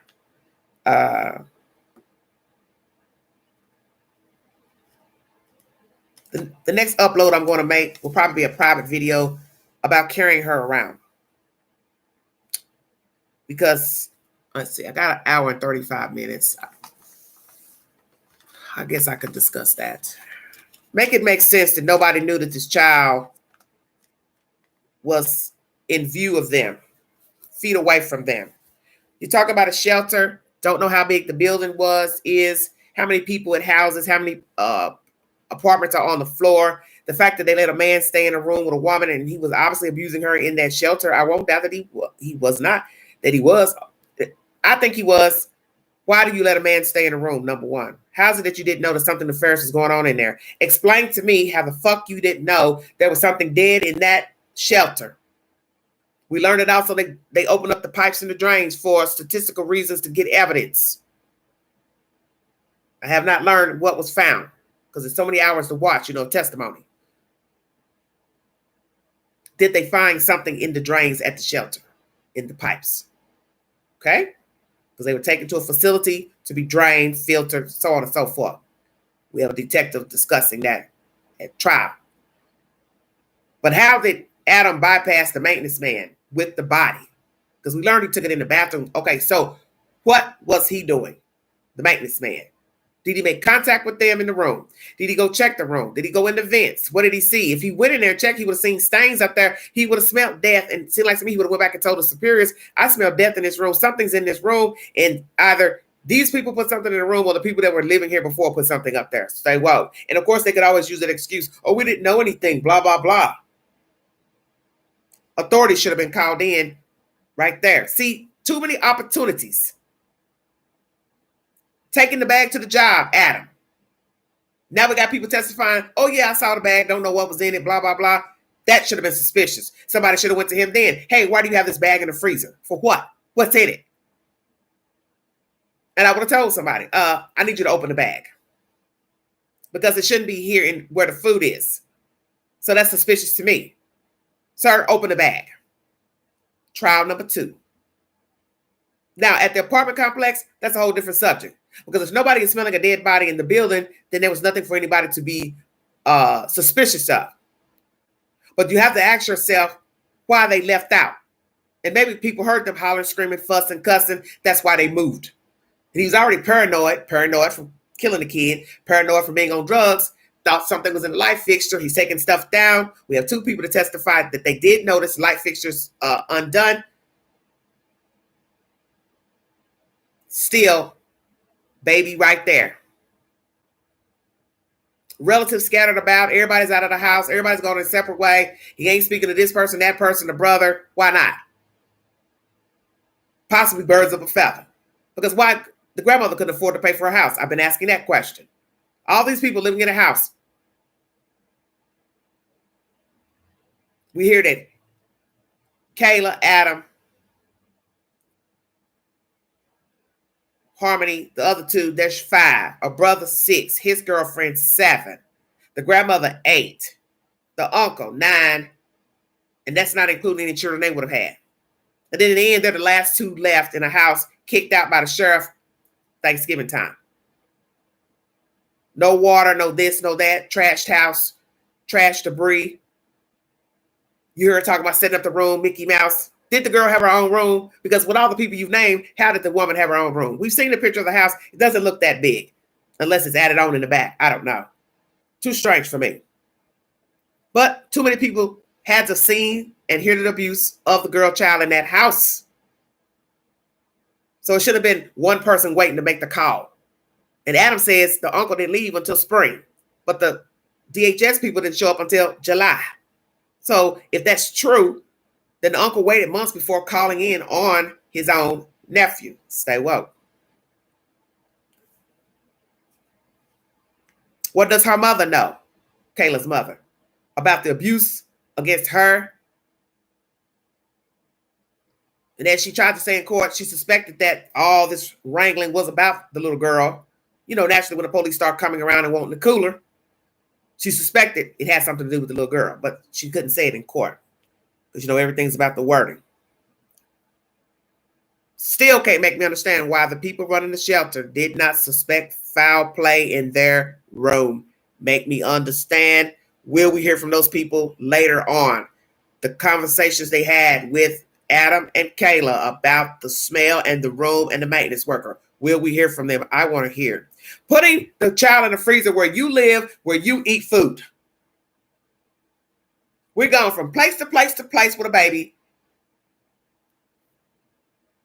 And now we have the baby in our own damn refrigerator.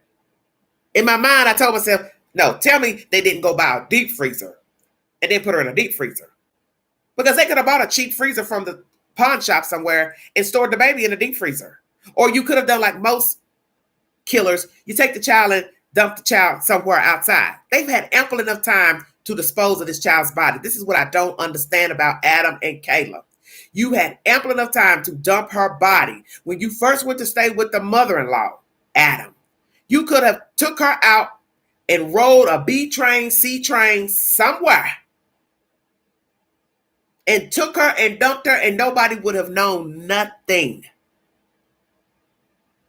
People go missing every day. No clues. Why should this situation have been any different? I Googled Manchester, New Hampshire. Supposed to be a great place to live. Limited transportation. So let's go there.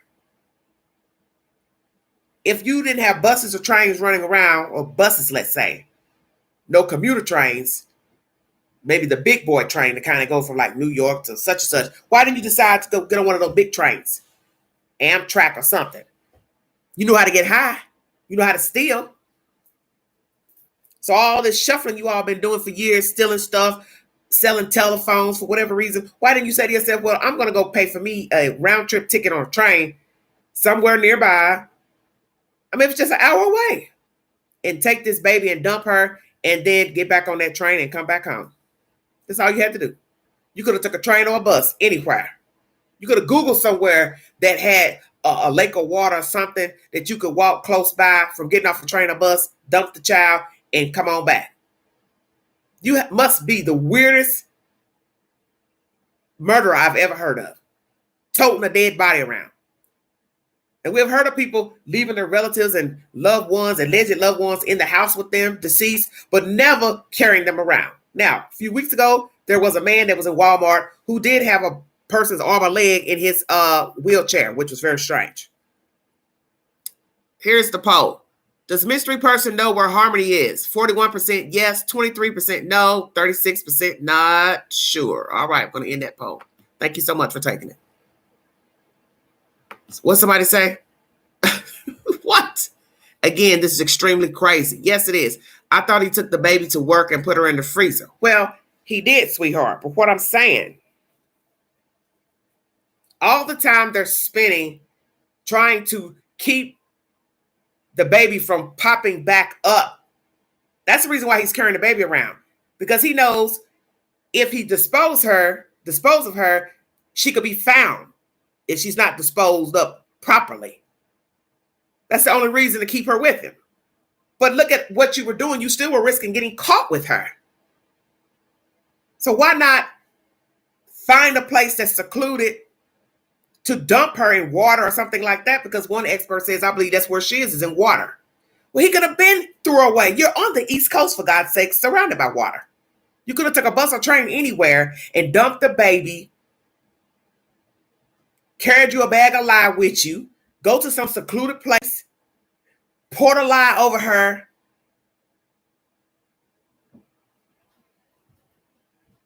Duh.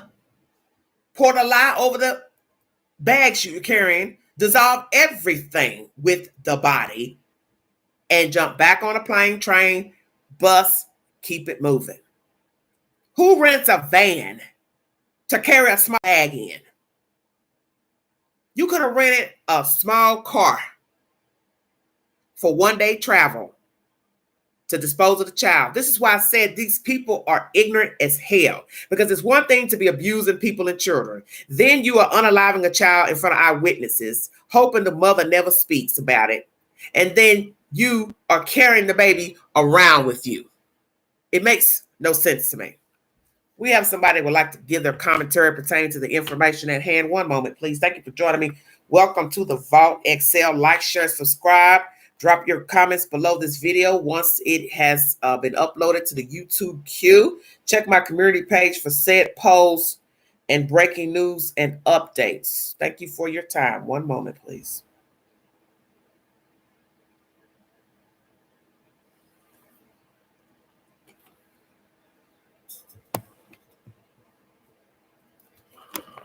Trying to get situated. Thank you all.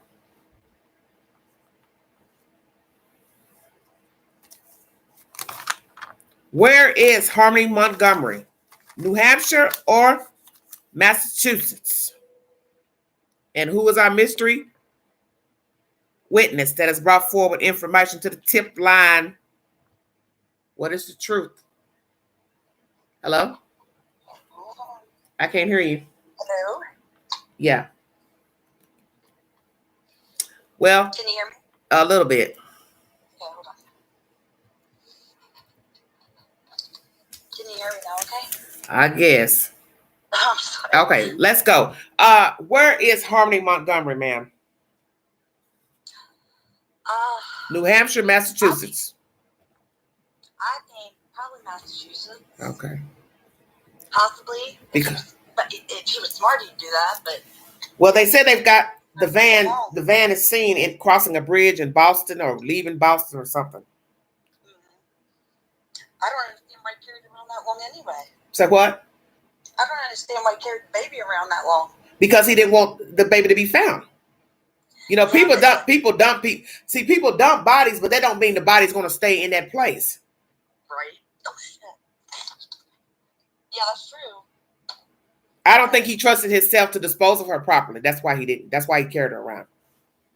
And I think if she would have done it, he wouldn't have been carried around, because addicts they're really selfish. I mean, he wouldn't want to be caught with it, even if, if she did it, he would go down for it. You know what I mean? So I don't understand what you're saying. You don't think she did it? I think that she was there. Yeah. So she's she's there, she's seen it happen. She didn't go to police. She's just as guilty as he is in my book. But I think that if she had done one to actually physically kill her, I don't think he would have carried around the baby's body. Yeah, I think she told the truth about that. I think he unalived her. I think he's the one that carried her around. I think the part that she did was stupid, was carrying the baby with her children in a stroller to his job. My God, I know, I heard about that. Yeah, and let's talk about that. Imagine the child is dead, and now you are strolling this dead kid around in a stroller with your two alive children. 15 minutes or so by foot. That's why I don't believe she dumped the baby or did anything with it, because one, she was always the passenger. She let that be known. He had the car. I stayed in the passenger seat. So see, she was codependent. She relied on him for everything. Sorry. Yeah, and I think that he wouldn't. If it was turned, say if the tables were turned, I don't think he would have returned that same kind of loyalty or whatever. What you mean? I don't think he would have. He hasn't returned. He's now saying she did it. So he does done it. Yeah, that's what I'm saying. So I think, like, if she had more to do with it, like a lot of people are saying, I don't think he'd be like, oh, no, I did it, just to save her. He would never do that, even if she did do it, So you're saying if she was original, if she did it, he would have told on her right away? He would have went and ratted on her, I think. Wow. Okay. Yeah, I do, because I don't think, like, addicts are very selfish, and they do things that they wouldn't normally do, And I think if it came down, like, how she put the baby in the stroller to walk down to his work, if it rolled or reversed, and she had killed the baby, he wouldn't walk down the stroller and, with it. Oh, no, I wasn't seeing him doing that. No, I wasn't seeing him doing that. No, I don't see him doing that. No, that's what I'm saying. Like, so I think that if she was more guilty of the physical thing of it, I think he would have already laid it completely on her as soon as he got, Okay, so let me ask you this. Do you believe she abused the child as well? Yes. Okay. I do. I don't think that she caused her, the last ultimate blow. But spanked her, hit her around, pushed her around. Yeah. Okay, go ahead. Telling her husband to stop beating her. Okay. Abuse. I mean. Okay. Well, she said at one point she put her arm up during the car, but he kept on. She was scared. So let's go here. Think of what I was going to say. There's so many questions. Oh my God, there is. Damn it, I forgot my train of thought. This is happening lately with me. I don't know what's going on. Well, I had 1,000 questions on here. Oh. He told his uncle the reason why he beat her up is because she had her hands over the mouth of one of the boy's children. Do you believe that allegation? No. Okay. No, because he probably done the same thing before.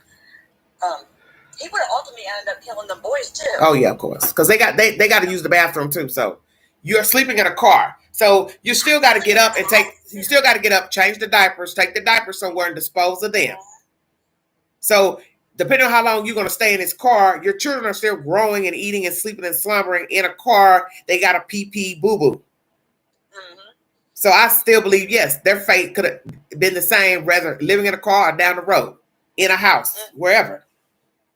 Yeah, I don't think it would have mattered if he would have kept. And I don't know how he was like when he's not doing drugs, but I feel like he's not too far from who he was before drugs, in a sense. Well, he probably was. He was milder. I think he was committing crimes before he got probably addicted to drugs and stuff. So I just think he's been a hellraiser.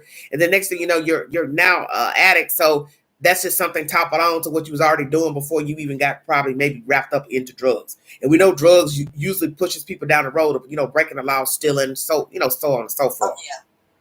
And I imagine your tempers, in a sense like meth, you get more mad than you ever, dreamed of somebody being that mad. You've never seen him that mad. You've never seen him act like that.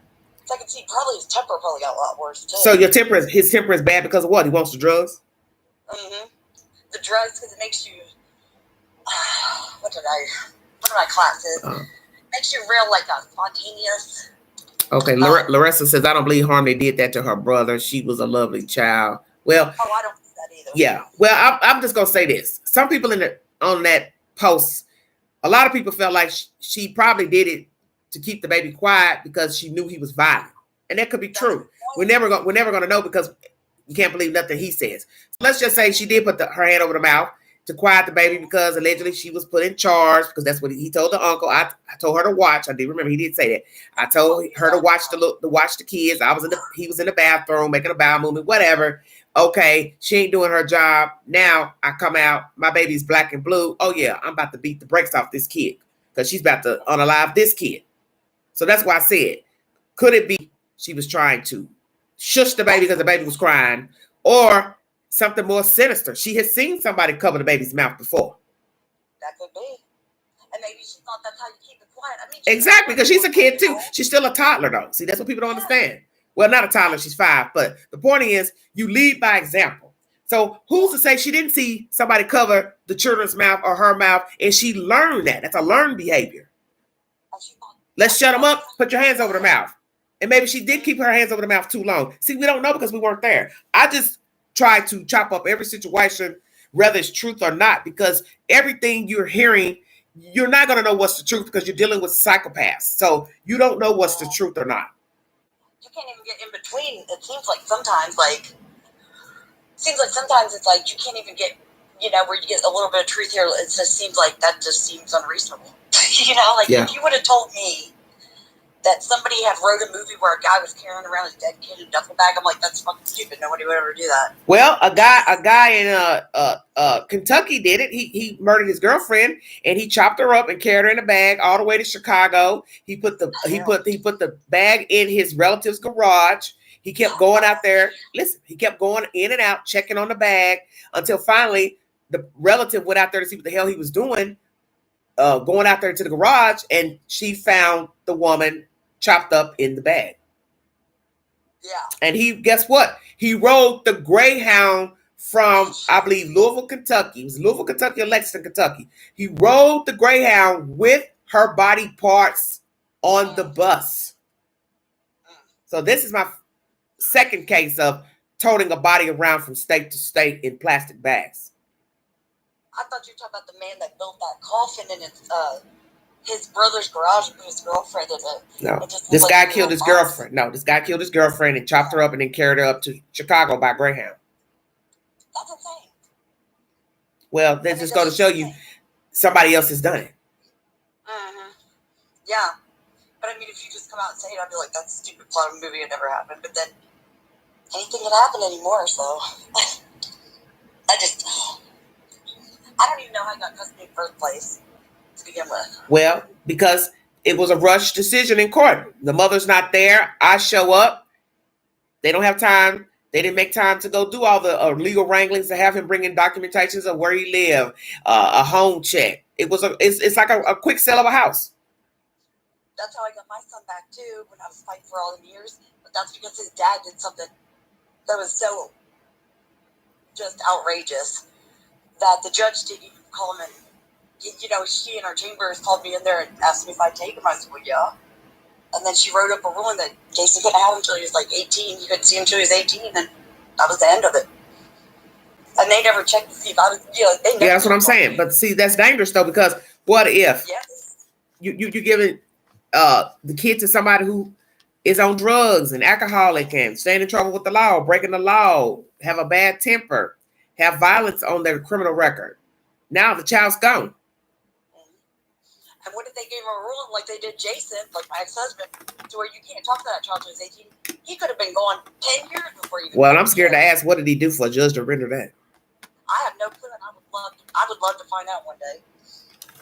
I've already taken court twice because he kept withholding the child from me, withholding my child. And she said one more time, she stuck him in jail for a couple days one time, and then she told him one more time.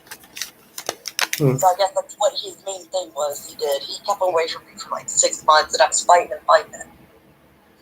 So. Larissa says, my thing is Adam never wanted her, clearly shows. Well, one could say that because I think he started abusing her shortly after getting her. So let's ask that question. Then why go get her? Why show up to court when you really didn't want her? Or did he change his mind? You do have the right to change your mind. Okay, it's too much to deal with. She's having problems adjusting with me, the other children. You know, you have to accept the fact that some people don't like their children. It's a harsh reality, but it is true. Or were they having trouble getting into government housing and they need one more kid? Well, that's not her. Them having that other kid wouldn't stop them from getting no government housing. You have to ask all those questions anyway. Why are you living in a shelter? Why didn't you try to go get HUD or something before going to stay with the grandmother's house? You see, the grandmother already had a lot of people at the house. So did they ever apply for subsidized housing or apply for a voucher? Where were they living before they went to the grandmother's house? See, there's a lot of questions that nobody is bringing up. It's some of the shit that transpired in court. You're talking around the subject. I mean, I ain't watching from the beginning, but I need to know her whole background. So I need to watch where she came from, how she met him, how they didn't have a place to live. Where were you living before you moved into the house with the grandmother? He tells the detectives he was only staying there maybe 6 months at that house before everybody started leaving the house when it became foreclosed. But the fact that they let him keep the kids with a generator running, that was strange because he told the detectives that. Okay, the lights were turned off. Me and the uncle argued. Maybe that's why they called the police, DHS. He said, but we had a generator running the house. Okay, but what about allegedly somebody said you didn't have water? So did the social worker not see that either? See, it's just too much to this case that don't make no sense. It's not adding up. Mm-hmm. Yeah, I heard that too. And maybe he had said, well, my water got shut off. They're supposed to turn it back on tomorrow or something, and then the cops didn't come back. I don't know. It's hard to say what happened. That's a good point, Larissa. Ridiculous. Larissa says Harmony started going to the bathroom on herself when they were living in the car. She was under stress. Okay, so let's go there. How long were they actually in the car? Because he says, Kayla says a couple weeks in the parking lot. Then he says 2 days in the car. I don't know what's the truth. And then the dope dealer says they were there for 2 days. So what's the truth? Or 2 days in his car, rather. But maybe they were in the car longer. But from Thanksgiving to the 1st of December, that's not 2 weeks. Yeah. It's only 1 week. I know that when that police officer that, I'm not sure if he's an officer or technician. The social worker's full of shit. That's what I think of the social worker. He was very bland in his testimony. I didn't know. No, I'm not talking to somebody in the chat. Oh, okay. He said the car was in very, very poor shape whenever he seen it. Like, it was disgusting on the inside. It had mold in it and everything else. The technician did, or whatever. Well, that's probably because the car's been abandoned somewhere else, honey. I know, but I mean, it had to be like, I'm wondering, did it have like kids' clothes piled everywhere? Did it have kids' shit on the floor? You know, besides the mold. Well, I don't think he would have let them keep stuff in his car. I think his car just got abandoned at some point. But I don't think nothing belonging to the children would have been in there. I don't see why their stuff would be in there because he already said there's no way I would use my car for anything like that. Why the fuck did he have an Audi? What are you talking about? It was an Audi, he was saying. That's not his car. That's not his car? That's the dope dealer's car, honey. Oh, shit. You didn't follow. You ain't listened to the story. What kind of plug let you use the car? Because he was friends with them. Damn. I mean, he told the district attorney this was not about to be a windy situation. He said, yeah, they stayed in the car for 2 nights, but basically it wasn't going to be, they were just going to stay in there, living there and crowd his car up full of junk and stuff. He was just trying to be nice because they told him they didn't have anywhere to go. So he told him, okay, you can stay in my car. But allegedly it wasn't supposed to be, a winded situation. He said just so happened they only stayed 2 nights, 2 days, and then they left. That's when they went into the shelter. Yeah, I didn't get a chance to, with school and everything else, I didn't get a chance to catch up on it. But I see when he said it was an Audi, I'm like, why the fuck they live in an Audi? Why don't you sell that? Get a cheaper car. Somebody says, right, Don, he didn't want her just the benefits possibly because you would get more food stamps with another child. And we already know that we're trading food stamps for drugs. Exactly. So that's possibly what it is. We're already addicts. We're already using. We're destitute. Yeah. We're going from place to place because you got to ask that question. Like I said, where were they living when he got custody of her? Because they were not yet, I don't think. Were they at the house with the grandmother? I have that answer. Hold on. So they probably took her in to get food stamps and a welfare check if she wasn't working or working part-time. Yes, the social worker was a coward. He did nothing to save Harmony. Yes, I didn't like his demeanor in court. He seemed very bland, nonchalant in testifying. He didn't seem to, empathize with the fact that this child is deceased. He was just like he was reading a script, and now he's a postal worker. So like I said in that live before, I feel sorry for anybody if he's delivering their mail by foot. Hopefully he's just working on the inside of the post office. Because one thing we know about the post office, they have a union and they stick together, and you get nothing but excuses when it comes to bad postal service. Trust me, I know.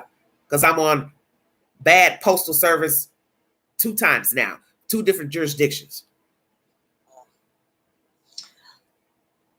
I didn't get a chance to watch his yet. I don't think I'd watched like some of it today, and then I was working my paper. But what I've heard of everything he's asked, I'm like, well, how's that connect to anything else? It doesn't seem like, I don't know. Yeah. He had to look at his notes. Exactly. I got sick of that. Look at his notes. You ain't dealt with them enough. I couldn't understand that. Huh? Like, you would remember this because how many little kids got killed? But if you ain't dealt with the family, but listen, if you have not dealt with the family windedly, what is it to remember? It's true. Yeah. Because I'm getting a different conversation versus what he said in court. Adam says the man was coming daily. They were coming daily, them and the police. But then when he testifies, it seems like he only went to the house the first time when they pulled off. Then he called him that day. Then he called him 2 days later. Then he showed up the next week. So that's only like 2 physical visits. And then he starts talking about January 2020. So you go from July to January 2020. He never said while testifying, oh, yeah, this is how many times I went to the house. This is how many times I did physical visits. I didn't hear him testify to that. So I'm trying to figure out, was he trying to close the case in January 2020? What was really going on? I looked at their average caseload for social workers in that area. And it's quite a bit, but it's not higher than, most areas. Because there's always a lack of social workers because they don't pay them worth of shit. Well, that's why I want to go. Well, everybody knows social workers have never made a lot of money. So that's your choice to major in sociology and become a social worker. Nobody told you to become a social worker. That's why you're supposed to research your field before you decide to take the major. Yeah. And most people do it because they want to help kids, not necessarily want to get rich, you know? Yeah. But you still got to be able to take care of yourself. There are tons of jobs that you can work. I'm not going to take no job where I can't feed myself. I don't care how much I like doing something. I'm not going to spend all that money in school. Got to pay these people money back for school. And then now I got to pay bills and pay the loans and shit back to school.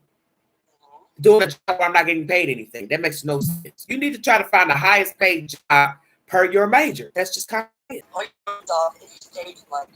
Well, that's what they were doing at the University of Tennessee, teachers. They were trying to bring people in to major in teaching. So I'm assuming they had some type of program set up to help with the financial costs of you majoring in teaching. Education. But I think if they raise their their salary, Pinto, you you're get crazy. more people stay there longer, and you have more experience than just people being cycled in and out. Because once they get to me, I can't live off of this shit anymore, and they just go on. So something needs to be done. Yeah, but but like what? Because every time you look up, it's the same problem. Every jurisdiction, it's a problem with these social workers and these kids getting overlooked, and then there's a fatality or they're missing. Do you remember was it a couple years ago or last year that the social workers got drugged into court over that? That one young man, that little boy, I think they drowned him or he was in the basement in water or something. I don't know. I cannot remember that. But I think they charged all the social workers on that. Well, let me ask you this. Not doing their due diligence. Do you think that jury will find him guilty? I do. Okay. Because imagine if they don't. I don't know. Because they let Casey Anthony go. I think the prosecuting attorney would see, because then you can see how many, yays or nays or guilty or not guilty, and I think he would decide whether to charge him again. But I think if they charge him again, they're going to charge her the same amount. You can't charge him again if he's found not guilty, sweetheart. Oh, not guilty, though. I thought you meant him. I didn't hear you. I'm sorry. That's okay. Yeah, that's what I'm saying. Imagine he's found not guilty. Because Casey Anthony, that's those stupid jurors down there let her go because Baez gave reasonable doubt. That's what that judge was trying to tell them about. Listen, he said, she said, it's credibility from the witness, not what Adam did, said, or Kayla did or said. See what I'm saying? Yeah. But a lot of people don't think like that. You come into court, you're repeating something. I'm trying to decide possibly if that person said it that you're talking about, not you per se, that's the messenger. But the judge is saying you're only supposed to judge the messenger in court. Yeah. I don't know. Strange laws. I don't like the laws about he said, she said. 1 minute you're telling somebody they can't repeat what somebody else said, and then they're telling you in conversation on direct from the state's attorney what the person said. So I don't really understand all that cross-examination talk. It's strange to me. If the prosecuting attorney is telling him the person that he, the defendant, what he said, are you supposed to use that? I mean, that doesn't. I don't know. Yeah, I mean, it just seems hypocritical when they say don't repeat what somebody said. So he has to word the question in a way to where they divulge the conversation on their own. He can't ask what the person said. So it's the way he words the question. The person will have to say, well, this is the conversation. But the lawyer, the state's attorney can't ask, well, what did Adam say? What did Kayla say? He or she can't do that. Yeah. They have to reword the question. It's all bullshit. I started digging through the rules of evidence last night. I didn't get quite far and fall asleep. Well, that's his legal right, Larissa. By law, you do not have to appear in court. That's his law. I mean, that's his right. And also, that issue with the video of him being arrested, they don't play the audio in that because that's him incriminating himself. You hear him in the video saying, I'm not going to say anything. And the guy said, well, you're not concerned about your daughter? And he says, I don't have anything to say. So by law, it's Fifth Amendment right. You have the right not to incriminate yourself. That's the law that says I don't have to speak about what you're asking me about. So that's why they played it in court but they're only showing him moving around in the video, not what he's saying, because it's a violation of his Fifth Amendment right. It's just a lot to digest. Trying to learn all this shit. It's like going back to school all over again. I thought that was a very good ruling, though. Well, a lot of people say that. Yeah. Well, you can see his face, you can see his body action. Well, the judge knows her shit. Yeah, she does. She seems pretty nice and calm and cool. Yeah, I like her because she takes notes. Mm-hmm. She's not texting anybody on the phone. Yeah, I like the remedy she had for that, because I feel like that tape was important, but you don't necessarily always have to hear what they're saying to know what they're thinking. But like the flip side of the guests on court TV, they're like, but they really do need to hear that though. No. Instead of just assuming their body language, they need to hear him say, I don't have anything to say, because that goes to show you he was not trying to give any information about his kids. So now we got to ask, will they also not play his interrogation? Because in the interrogation, he's saying the same thing, but then he'll flip and start talking about where he got, how he got to the house, who lived at the house, who he had words with. So it's like 1 minute he's on, next minute he's off. You understand what I'm saying? Yeah, and did he invoke his Fifth Amendment right? Did he vote? He still talked. He still talked in the interrogation. No, that's on him then. So that's what I'm saying. I don't understand how they're going to weigh that, because there's points where he said he won't talk, and then there's points where he starts talking. I think they'll play it, because if he had invoked his Miranda rights and then talked anyway. Larissa, yes, it's giving me a headache too. Yeah. I hate going over all this he said, she said shit in trial. It's all a bunch of bullshit. But the one thing I learned with all the people they showed, the friends that were close to them, they're eerily similar because they were drug addicts. And I was thinking that with the Brittany girl. I said, I won't doubt that she used drugs too. We learned that from Travis. Yeah. Once they got the van, parked it back at the hotel, they went and got high before he even took the body and dumped the body off. Shit. It's like, damn, is this getting high this serious? It must be.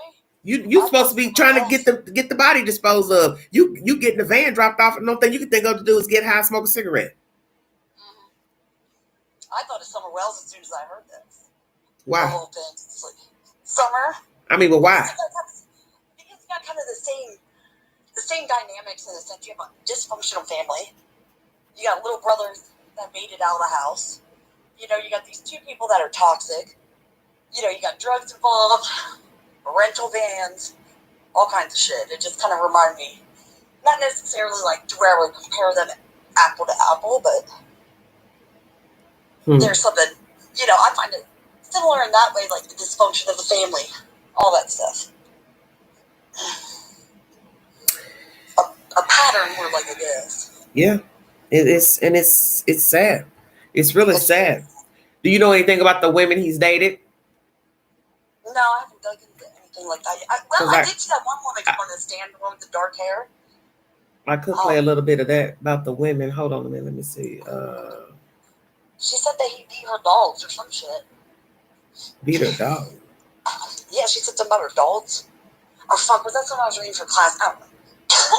Everything's all getting mixed up now. Oh, my God, you're killing me. Let me see. Poor hair.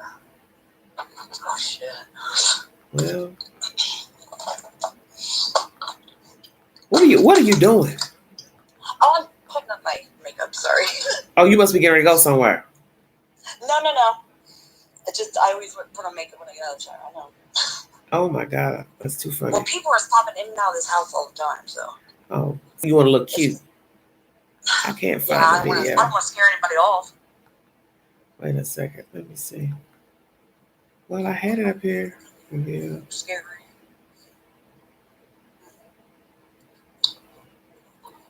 What you looking for, Queen? Something about these women. Hold on. Now what's up? Now why ain't that working?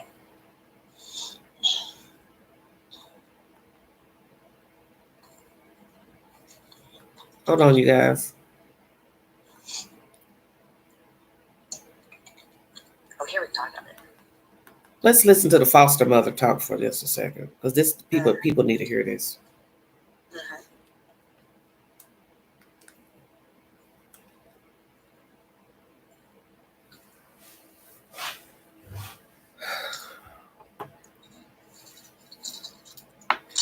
Kung Fu says neither the parents or the stepmother cared for the child at all. Everything had to do with currency.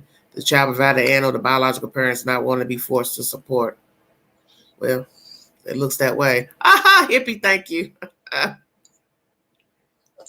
think it's generational poverty and drug use and generational this and that. They don't know anything. Yeah, because that's all you've been hearing is the people that hung with them, they're all addicts. I know damn well there's got to be some decent people in Manchester, 115,000 citizens. This is all you got to talk about? These drug heads. By stating and spelling your last name for the record. Yep, Michelle Raftery, Raftery. And what's your date of birth, Ms. Raftery? 9/11/70, Where do you currently live? Haverhill, Massachusetts. And how long have you lived there? In Haverhill, about 25 years. Who do you live there with? My husband and 3 of my children. And what's your husband's name? Timothy. And your children? What The are ones their that are ages? home? Their ages? Ben's 25, Jaden is 14, and Claire is 13. And do you have children that live with you? Those are the ones that live with me. Yeah. What do you do for a living? I'm a behavioral health partner And how long have you done that? for a year. Prior to that, what did you do for a living? I was a FRL, Family Resource Liaison. And can you explain what that is to the jurors? Yes, I work with foster parents and I help support them and run support groups and trainings for them. Do you have any experience as a foster parent yourself? Yes, I do. Over 13 years. And can you tell the jury about that experience? Yes, we had the privilege of being Harmony's foster parents. And you mentioned the name Harmony just now. Yeah. Who is she to you? She was our foster daughter. What did she call you? Mama. Your husband Tim, what did she call him? She called him Dada and Papa. You said that you'd been a foster parent for 13 years? Yeah. What point in that time when those 13 years did you take Harmony in? Probably halfway through the years. Yeah. So she came to us at 2014. And tell us about that. Yeah. So you always start off, you get a phone call from DCF and they tell you a little bit about the child. And Harmony is 2 months old. Let me stop right here. This is the previous foster mother. You need to listen very carefully to what she just said. We got her in 14. The child was born in 2014. She was born in June of 2014. So you got to remember, she allegedly died in December of 2019. So this is her 5th birthday. Past her 5th birthday that she is unalived by her father. So you have a child going into foster care at 3 months old in 14, same year she's born, 3 months into being alive. And then you're going to learn 3 times she had custody of her. So this is very pivotal to the dismantling of this girl child. At the time, and she had a pretty intimidating diagnosis at first. So, I did a lot of Google research, but I still knew that we wanted to say yes. And Harmony came and lived with us when she was 2 months old. Pretty intimidating. What were you told about Harmony before? So we were told that she has hydroprosencephaly, which is like a disorder with her brainstem. And we were told that she was legally blind in both eyes, and that she probably wasn't going to live 7 months. I'm sorry, can you say that last thing? Yeah, that she probably wasn't going to live past 7 months old. Hydroprosencephaly was the original first diagnosis. You mentioned this blindness. Mm-hmm. What can you tell us about that? So at that time, she had a whole team of doctors, and she was considered legally blind in both eyes. However, I started to notice when I would feed Harmony that she would track me with one of her eyes, at least one of her eyes. And, then we went on to get different diagnoses for her. You mentioned having Harmony since she was 2 months old. Yes. What was Harmony's date of birth? 2 months. I thought it was 3 months. Sorry. June 7, 2014. That's correct. What kind of child? Doctors, and she was considered legally blind in both eyes. However, I started to notice when I would feed Harmony that she would track me with one of her eyes, at least one of her eyes. And, then we went on to get different diagnoses for her. You mentioned having Harmony since she was 2 months old. Yes. What was Harmony's date of birth? 6/7/14. June 7th, 2014. That's correct. What kind of child was Harmony Montgomery? She was a loving child. She was very sweet, very happy. She was super social. She loved to be with people. We used to joke around with her to leave a sparkle wherever she went, because wherever she went, she left people happy, and you knew that you met her. How long was Harmony in your care for? So, which time? We took care of Harmony 3 times. She came back into care 3 times. So for the first time, she was with us for about 2 months. Then she returned to her mother, and then she returned to us. And then she stayed with us for about a little over 2.5 years. And then she went back with her mother and then came back 10 months later. Repeat that again, because this is very pivotal. Harmony Montgomery. She was a loving child. She was very sweet, very happy. She was super social. She loved to be with people. We used to joke around with her to leave a sparkle wherever she went, because wherever she went, she left people happy, and you knew that you met her. How long was Harmony in your care for? So, which time? We took care of Harmony 3 times. She came back into care 3 times. So for the first time, she was with us for about 2 months. Then she returned to her mother, and then she returned to us. And then she stayed with us for about a little over 2.5 years. And then she went back with her mother and then came back 10 months later. So the mother had 2 runs with her child. Make it make sense. Last time, only 10 months with the mother. Then sent back to this lady again. And then we learned that Crystal had another child who later gets adopted. So you got to make it make sense. This is what I was talking about at the beginning of this live stream. All this shuffling a baby around like she's a rag doll. You don't do children like this. This is why they're troubled. This is why they're traumatized. This is why they act out. Because they're going from place to place, place to place, adapting different attitudes, dispositions, temperaments. Now, she may have started out one way with this lady, but then she goes back to the mother, then goes somewhere else, then come back to her, then go back to the mother, then come back from here, here, here. The child has no identity. 5 years old, she doesn't have an identity. No stability, nothing. And this is shameful to find out. I thought she got her at 3 months. Now she says 2 months here and had her 3 times, 3 separate times. Why are they giving her that many chances? See, that's what I keep trying to tell people. All this stuff that Crystal's talking about, I hadn't heard all that until recently.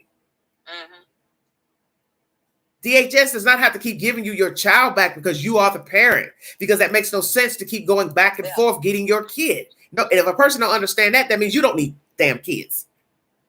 Can't just keep throwing the kid back on the state when shit ain't working out. Okay, come get her. Okay, I want her back. Come get her. Okay, I want her back. And then the father gets her. Now she's dead. You think they wouldn't want to do that? They know how important stability is, supposedly. Well, you see, she didn't get her back. That's the reason why he showed up at the court. That's why I said I find it very odd. She had a court date from 2 different states on the same day. You have to admit that's very bizarre. Did you get my message when I said that her lawyer was on that one? Her old lawyer was on that one show, and he said that that was not true.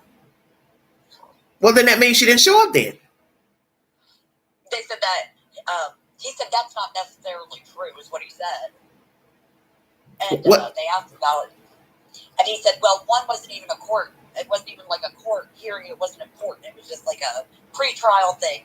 And Harmony's was the most important one because it was the end of it, sentencing. You know, placed. Okay, but the point is, if it was more important then, honey, then why didn't she go to that one first? Because, well, why should she keep losing her fucking kid? She ain't very smart, is she? You know what I mean? Like, she has no. I don't know. I don't know because I've never been that way. Like, yeah, see, that's what you have to ask yourself. Because I told myself 2 times on the same day in 2 different states. That's very odd. Yeah. Yeah, it is. And the fact that you're still going to court with the child, so why are you going to court with the boy child? If you got custody of the boy child, you had no reason to be going to court about him. Unless they do it like some courts do, where you have juvenile court certain days, and they just happen to have it the same days. No, but what I'm saying is she obviously had problems with the child, boy child. So that's what I'm trying to say. Why are you, one, having another baby? Two, why are you having a court date to do where you even have to show up for the boy child if you were taking care of him? See, you got to make it make sense. If you have legal custody of your child, you have no reason to have a court date for the baby boy. Yeah, because they said that the one that the boy was going through was just like a, free trial, whatever. Yes, but that still meant she didn't have. Yeah, but the point I'm trying to make is that means she didn't have custody. Yeah, I know, but like she has no reasoning skills or something, problem solving skills or anything. Well, but you see a lot of this with people who are addicts. Mm-hmm. You already got one problem with one kid, just like with the West case, that bio mother. Mm-hmm. You steady keep having babies while one's already in the state's care. Those two boys were a year apart. So while one was taken in 3 months, she's already knocked up with another one. And then that one got taken when he was born. See where I'm going? So what was the point in getting pregnant when you already got one in the state's care that you allegedly say you were fighting for and you complied and did everything? It's bullshit. You couldn't have complied because you told Vinnie Politan, oh, there's a reason why I didn't go to that class. But she didn't elaborate. And I was pissed off with her even talking to Vinnie Politan because he didn't know the fact that she had 2 living children that she never talked about, but wanted the West boys so badly. Don't get me started on that shit. You mentioned these disabilities. Yes, get mad. Developmentally delayed. She was not. It definitely could have been a possibility. She started off with that original diagnosis, and through going through testing, she had a neurologist, endocrinologist, ophthalmologist, and we had a whole team of specialists that worked with her, and they changed the diagnosis to septo-optic dysplasia. And were you taking any steps when she was in your care to treat her needs? Yeah, absolutely. Harmony had, like I said, a team of doctors, but she also had early intervention workers. So she had 2. She had a nurse that came weekly, and she had a vision specialist that came weekly, and we did all the treatments and the programs that she needed with that. Was she meeting benchmarks at that time? She was meeting every benchmark. She was succeeding. Yeah. No. Mr. Rafferty, when was the last time you saw Harmony Montgomery? The last time I saw Harmony was December of 2018. Your Honor, may I approach the witness? Yes.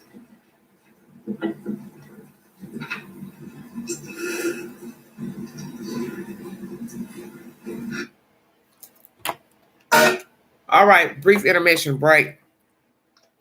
Yes, 3 times is too many for her to be entering that lady's care, but that's the way it goes with children. They have to have somewhere to go.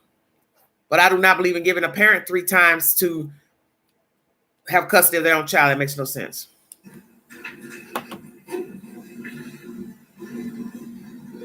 So, Your Honor, I'm showing the witness what's been marked for identification as State's Exhibit 97. Mr. Rafferty, do you recognize this? I do. I'm going to get close to a microphone so I can pick up. What is this? That's the day that they were doing school pictures, and she wanted to have a sparkly blue dress. And do you recognize the person that's depicted in this picture? Yes. Who is it? It's Harmony Montgomery. Is this a fair, accurate representation of Harmony as you remember her? Yes. Your Honor, this one I move to admit as State's Exhibit 97. No, dear. All right, the ID is stricken. It's entered as a full exhibit. I move to publish this one. May I publish it?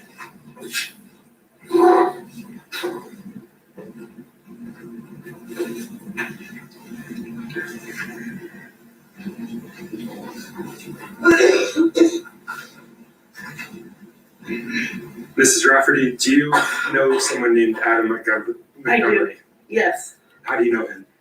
He was Harmony's biological father. Would you recognize the defendant if you saw him again? Absolutely. Your Honor, may I approach you? Yes, you may. Show the defense was been marked for identification as State's Exhibit 101. May I approach the witness? Yes, you may. Ms. Rafferty, Yes. do you recognize this item? Yes. Can you tell me what it is? It's Adam Montgomery. And Your Honor, at this point, sorry, is this It's a picture, yes. Is this a fair and accurate representation of Adam Montgomery as you remember him? Yes. I move to Marcus Full, Your Honor. That's okay, sir. The Marcus Full States Exhibit 101. Any objection? No objection, and we agree that that is a photo of the event. Good question, Hippie. The ID is stricken, it's entered as a full exhibit. And I move to publish it at this You point. may publish it.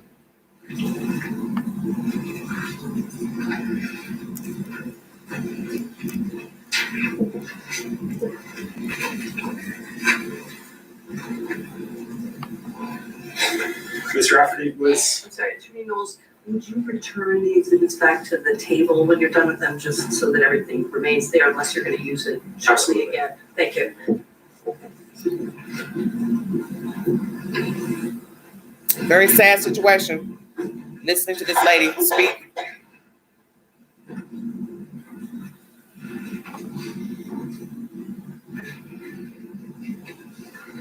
Ms. Rafferty, was Harmony potty trained when she was in your care? Yes, she was. She started at our house and then she finished when she moved back with her mother. And how old would she have been at that point in her life? So at 2.5, going on 3, she was potty trained. What steps did you take to, you said she started at your house. What Yeah. steps did you take to potty train her? Harmony was very easy to potty train. She didn't like to have, soiled clothes on. And she wanted to be like the bigger kids that were in our house. So she would tell us it was pretty much Harmony potty trained herself. You mentioned her mother. Do you know Yes. her name? Yes, Did you tell the jurors? yes, it's Crystal Sorey. And you said that Crystal Sorey finished her potty training. Yes, Did Harmony return to your care after that? she did, yes. And after Harmony returned to your care, did she have any bathroom accidents? Absolutely not.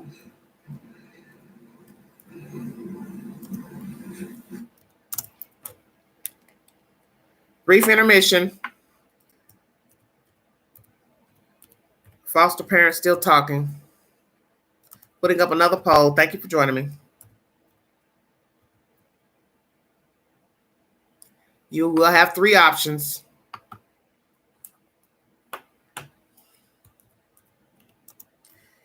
Yes, no, and not sure. Thank you for joining me. Take the poll, please. 40 viewing.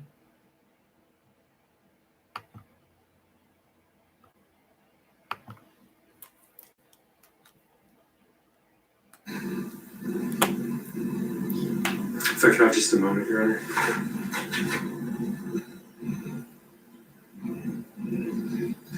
Mr. Rafferty, I don't have any additional questions for you for the defense attorney. Okay, thank you. 5 votes. Come on, you guys. Take the Good poll. morning. But I know this is difficult, and I won't be long, okay?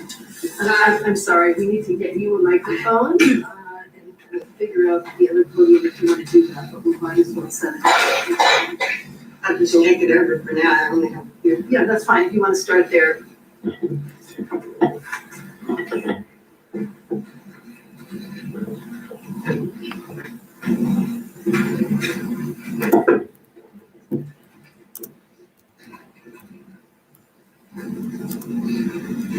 I've been pronouncing your name all this time wrong. Rafferty, It's Rafferty, yes. and quite a birthday you have too. That's right. Yeah. So you said that you had Harmony placed with you 3 times. Yes, In between, she was with her mother, yes, and then she would be returned to you. yes. And how long was the most recent time how long was she with you the last time she was placed with you?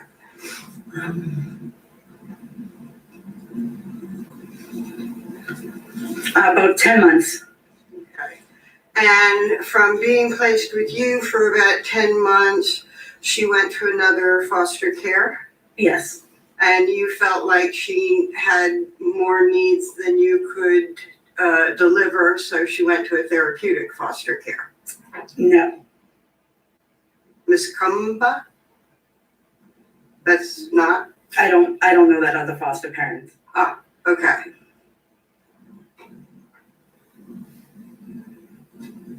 So she didn't go to therapeutic foster care? She went to another foster home. Okay. Not a therapeutic one? Not that I know of. Okay. Had you asked that she be placed in a therapeutic foster home? No. Okay. She left your home for another foster home for what reason? It's a long story. Co-parenting a child that has trauma, first of all, is very difficult. Co-parenting a trauma with DCF involvement and co-parenting with them is extremely difficult. Okay. So Harmony was placed with you 3 times, and that last time she was then placed to a therapeutic foster home. She was placed in another foster home, yes. Okay. So they're going back and forth about the child being placed the last time in a therapeutic home. Obviously, the state got this, the defense got this information from somewhere. What's the truth? This lady's not telling us the whole truth about why she had the child removed from her care. So this is why I always tell people, don't ever speak on people in situations you don't know anything about. This is why I have to bicker about he said and she said and who did what. Because like I keep telling people, you don't know people for one. You don't know what goes on in a person's house. All you have is a version. You either believe the state, you either believe this lady, you believe the defense. Okay? You got 3 sets of people talking up here. And they're going back and forth about therapeutic. The point remains, she left this lady's house after 3 trials. And you got to ask yourself why. Okay? That's why I put up the question about her covering the baby's mouth and everything, because you really don't know what the fuck was going on in these people's houses with these kids. So did the girl become too much for her to deal with? Because she's straddling the fence on both. Dealing with CPS with her and also dealing with a traumatic child.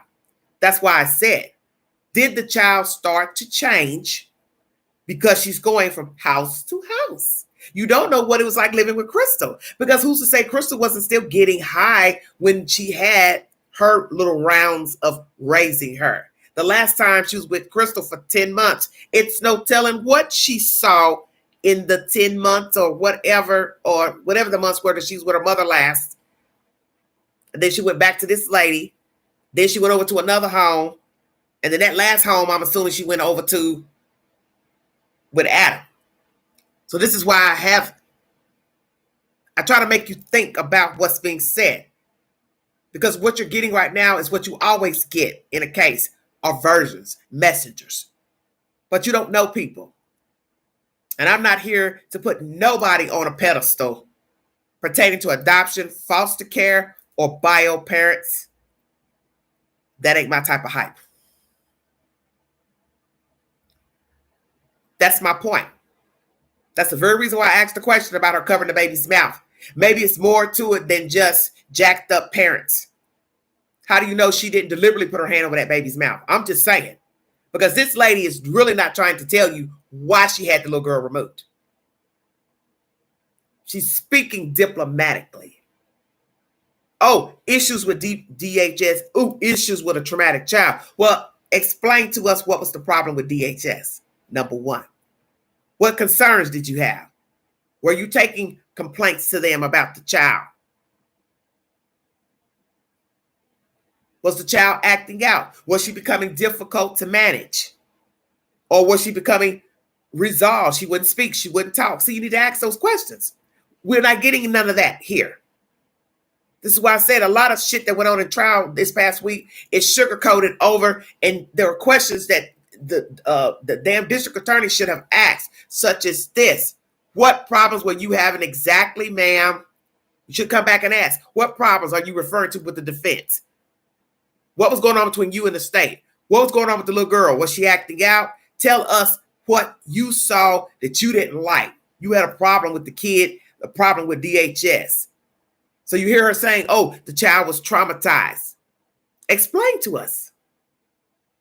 Explain to us what you witnessed before you had her removed. Because I think there's more to this. And I keep trying to tell people that sometimes you look into the belly of the beast, you're only looking at the fact that the girl was unalive and Kayla brought you a version that Adam did it. And I'm not here to put any blame on the child. But what I'm saying is the child could have started to act out. The child could have been exhibiting behavior that would be deemed very inappropriate. Did that ever occur to anybody? And as I said, that's no excuse to batter a baby. Let me make that clear. But if you're dealing with addicts, an addict with a temperament, who knows what was going on in a house with Crystal, this lady's house, the other foster care house, what the child witnessed in Adam's house with the grandparents and all them other freaky deaky folks. God knows what the child was seeing. We don't know what somebody could have done to the child. We don't know if the child was ever touched inappropriately. See, you have to go way in the beast. You got to go all under the fat pockets and dig deep. Because you really don't know what Harmony experienced in 5 years. She already had vision troubles, back and forth to doctors, I'm sure, misdiagnosis, which is so jacked up. Nobody knows what the hell's wrong with the baby, putting her to only survive at 7 months. And then she's house hopping. In the meanwhile, this is disturbing.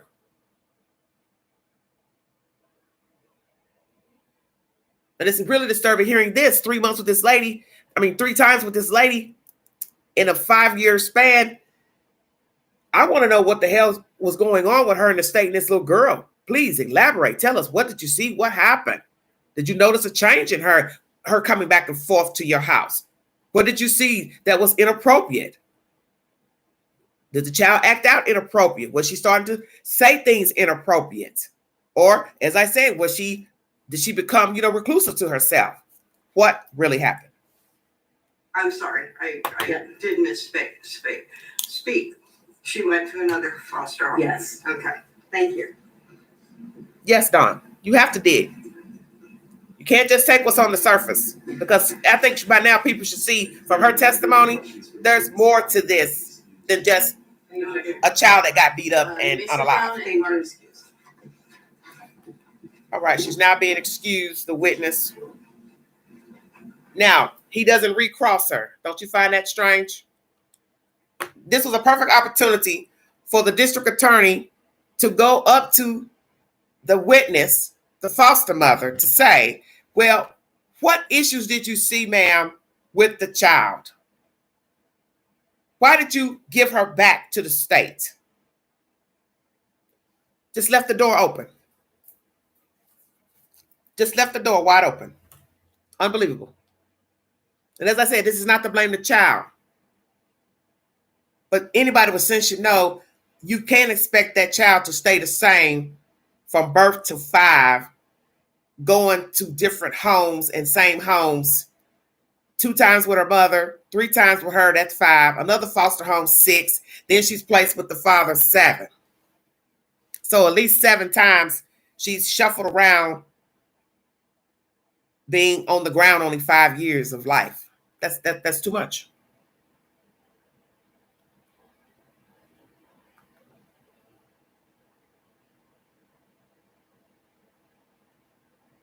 There's something I want to talk about, but I'm running into 3 hours. I'm going to probably cut it short so I don't hold you all much longer. But I did want to get into the conversations about the women too, the different women and how he was able to get these women into his fold. Kayla, much different than how she looked when she was smaller. Crystal, I think they only just had a fling and the baby came about, through sexual relations. Then the other pretty white girl with the blonde hair, she looks nothing like that girl that got out of that car that day. And I believe that's the one that was found deceased in a hotel. How did these women get tangled up with this man? Okay? How? And we see this with all the people that were involved with them in friendships, courtships. They all got high. They're all users. And people are still labeled as users. They still call them addicts, even if they're not currently using. And how will these people fare after this debacle? Testifying. I'm sure the friends, if they care, have any empathy, how the hell did I get wrapped up with this guy? How was I hanging around with this guy and he's been toting a dead kid around with him? I think everybody needs to assess this case and ask themselves, from the social worker to the grandparents, to the uncles, the relatives, the people that were told that the child was being abused, the people that witnessed the child being abused. Crystal, foster mother, other foster parents, the people in the shelter, the people in the apartment building, the people at Adam's job. Everybody needs to take a good look at themselves and say, how in the hell did I miss the abuse of Kayla, the behavior of Adam? How did I sit idly by and do nothing? And naturally, it isn't our job to tell another person to stay or go with a human being that's beating them up. That's their choice. And frankly, people really don't like getting involved in people's personal affairs, especially when you talk about domestic abuse, because you can be retaliated on by getting involved, speaking up, putting your 2 cents in. I get that. And in the end, whether you say something or not to the person or the abuser, it's still their choice to deal with one another. And a lot of people will cut you off once they see you still dealing with the person because they feel like, I don't want no parts of that. And when you come around, you're going to be bringing that. Another thing I meant to mention, because I'm trying to remember everything verbatim, Travis Beach testified that he was not supposed to speak to Kayla. So this is where we see the dominance by Adam, that he was controlling, a narcissist. He didn't even want anybody talking to Kayla. We heard the van driver attesting to the same thing with him snatching the phone. Didn't want Kayla using her phone. The transportation driver. He was controlling. And we could see this behavior, I believe, would have been after the death of Harmony, at least with Mr. Beach anyway. He didn't want anybody talking to her because he didn't trust her. That's why he started beating her up. Maybe more after the unaliving of Harmony. I don't trust you. I think you're telling on me. He's pulling fixtures out of the wall of the new apartment. He thinks they've put cameras up there. So that's probably the drugs taking a hold of him, affecting him, and also the fact that he knew he unalived his own child. Took the life of his child viciously with his fist. In the past week, it has been weighing on me listening to this content from trial, trying to grapple with somebody beating a kid. You know, just ball my fist up and look at my fist and say, could I beat a kid? Could you? Become so enraged, you unalive a baby. Toddler, school-age kid. It's something to think about because you can't grapple it. Some of us can't even imagine fighting another grown person because can you even see yourself doing that to a grown person? They're pushing you around, shoving you, threatening you, and you lash out. You may win, you may not. But you know the end result, if someone decides to go a step farther, somebody may not wake up. Now, we're talking about a baby, because to me, 5 is a baby. Can't defend herself. Imagine being in that back seat. And the person you are trusting to take care of you, including Kayla, too, 2 people, 2 adults, have decided that you were not worthy on this fateful day. They have chosen to eat food while you are lying in the back under covers, slowly dwindling away. It's a lot to digest. You're eating and scarfing down food, reaching over the seat to feed other little ones. Make it make sense now. While the other one in the corner is slipping or slid on.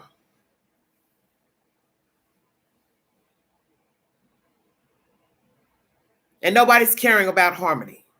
2 babies don't know what's going on. Thank the Lord.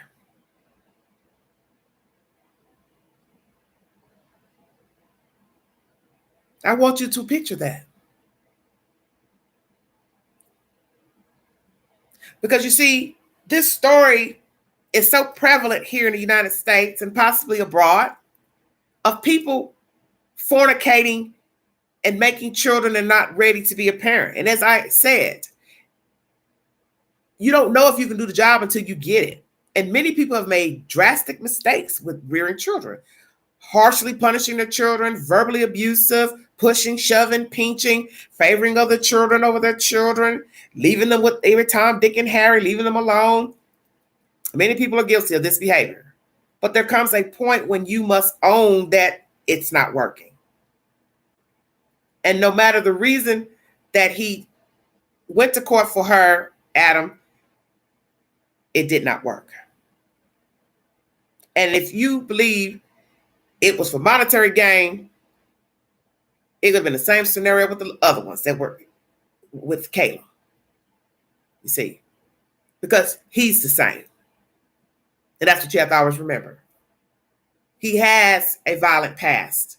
He wasn't a great guy working at Walmart, driving a school bus, had a bad day.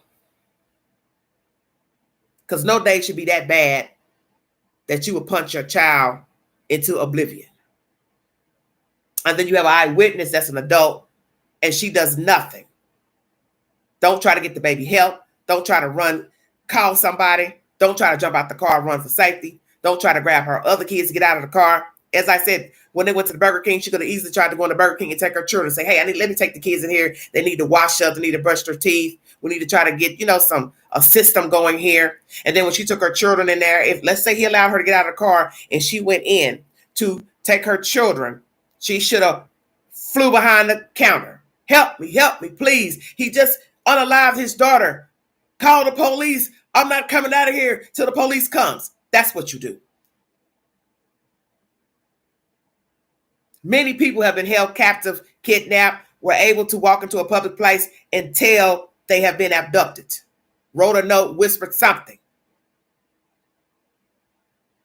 That's why if you abducted, you want to build trust with your abductor. And I'm not here to say she was abducted, but I'm just speaking in general terms. When you get that opportunity, you speak up. Please dial 911. I'm held captive. I'm with somebody abusive. I've been threatened. I think they're going to hurt me if I go back to the car. Tell it. You make that SOB come in there and drag you out of there. You get it on film. So there could be no mistake that you were in danger. Because trust me, he would not have wanted to make a scene in Burger King. That's why she should have gotten out of the car and said, hey, let me take the children in to the bathroom. Hell, maybe even ask, take the little girl in there. Oh, let me take her in there, put some water on her. See, you're never going to know because she didn't do it. And if he realized she was deceased, naturally he would have told her, no, you're not taking a dead baby out of here. Leave her here. Leave her here in the back seat. But at least get yourself and your kids out of there. He likes hanging on to deceased children. Then let him tinker with having that baby in the back seat. But you should have gotten out, girl, with your kids because they should have been your priority number one. That's why I asked the question, how was Kayla raised? How did her mother raise her? And her mother's probably sitting here grappling with that if she has any empathy in her. What did I raise? How did I raise a child that would ride the donkey ass ride with this demon with her kids in tow with a dead kid around? And they brought that kid in my place. I'm sure people are looking at her crazy. Like, you didn't notice something strange? You didn't smell that baby out there in the hallway? Everybody needs to wake up. Because there is no way I'm going to sit here and believe nobody sensed something was peculiar with that fucking bag and that duffel bag. The duffel bag traveled to a shelter. Stinking. And before the shelter, it was at the mother's house in the hallway. Everybody needs to wake up. Stop this nonsense. You want me to believe that baby wasn't smelling? You know it was smelling. That's why attention was brought in the shelter. So the baby sat in a cooler in a bag, a duffel bag, for about 3 weeks, allegedly in the hallway. And I'm supposed to believe she didn't smell then? And then you had the nerve to tell us the cooler was by your door, Miss Lady? So every day you going in and out, you and your family, Kayla, Adam, the kids, company coming, whoever, nobody smells this cooler next to the door. Okay. You didn't think to even open the cooler? What's that smell? Honey, you smell that smell? Y'all smell that smell? What's it? What's in this cooler? I ain't heard nothing mentioned about that. Let me say it again. Did the mother ask them what's in that fucking cooler? Did she go check what's in the cooler? Did either one of them periodically look in the cooler? How macabre is that? She's sitting out in the fucking hallway and you're looking in there to see she's still in there. Are you hearing this? Because imagine that. Going out every day, praying nobody's looking while you peep into the cooler at a corpse of a baby. How many people lived on that floor with the mother-in-law?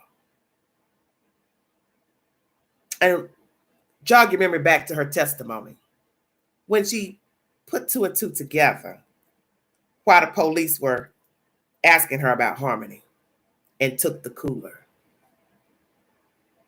Imagine what went through her head. Wait a minute. Why do they need this cooler? Hell no. I know they ain't put that baby in that cooler. My cooler at my house. And I let you come stay here? My child and her husband? So I guess when the court TV reporter saw this week and she didn't want to give no comment after court, I guess not. Because people are going to be looking at you too, ma'am. Because a body starts to deteriorate and smell after 2 days or so. And we're talking about a couple of weeks of them being at your house before they got to the shelter. So explain to us how there was no odor of the baby in the duffel bag that was in the cooler outside of your door in the hallway. I'll wait. What were they putting, air fresheners in the bag?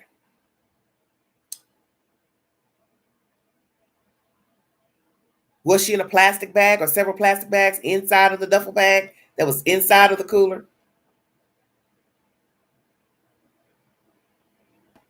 That's still not going to stop her from decay, and that's still not going to stop her from leaking fluid, and it's still not going to stop her from smelling.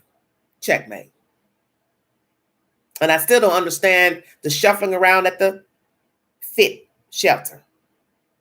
How he was able to get the baby out of the room versus the maintenance man coming in to check the room. Did he thoroughly check the room, go in the vent? What was the assessment? What was the conversations between he, the supervisors, them as patrons? All loose end. So will we finally hear from the shelter, the maintenance man from the shelter? Because that's all loose. And I don't like loose ends. Make it make sense to me. Because at one point, she took the baby down to his job. But before that, where was the baby after the maintenance man supposed to be checking the ceiling? See, all that's loose end and don't make no sense. Got the baby out the room, at the shelter, took it to the bathroom to regroup. Okay, but where did the baby go then? Back into the room once they cleared the room out and searched?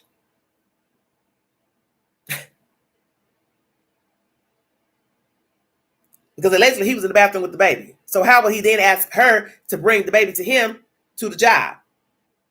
Why didn't you just take the baby after you did whatever you did in the bathroom and took the baby on to the job? See, we don't know the time of day, his work schedule, all that's loose, open-ended. Some of those details were not thoroughly spoken in court. And I would appreciate had they done that. Because we as humans who have some sense and sense not to do anything like this, we're trying to figure it out. How all these people crossing over paths in a shelter and ain't reprimanding these people for the smell. Nobody's up there looking to see this is liquid from a human, not an animal, not a rat, not a mouse. See where I'm going? Not a cat. Smells like death up here. What was said to Adam and Kayla?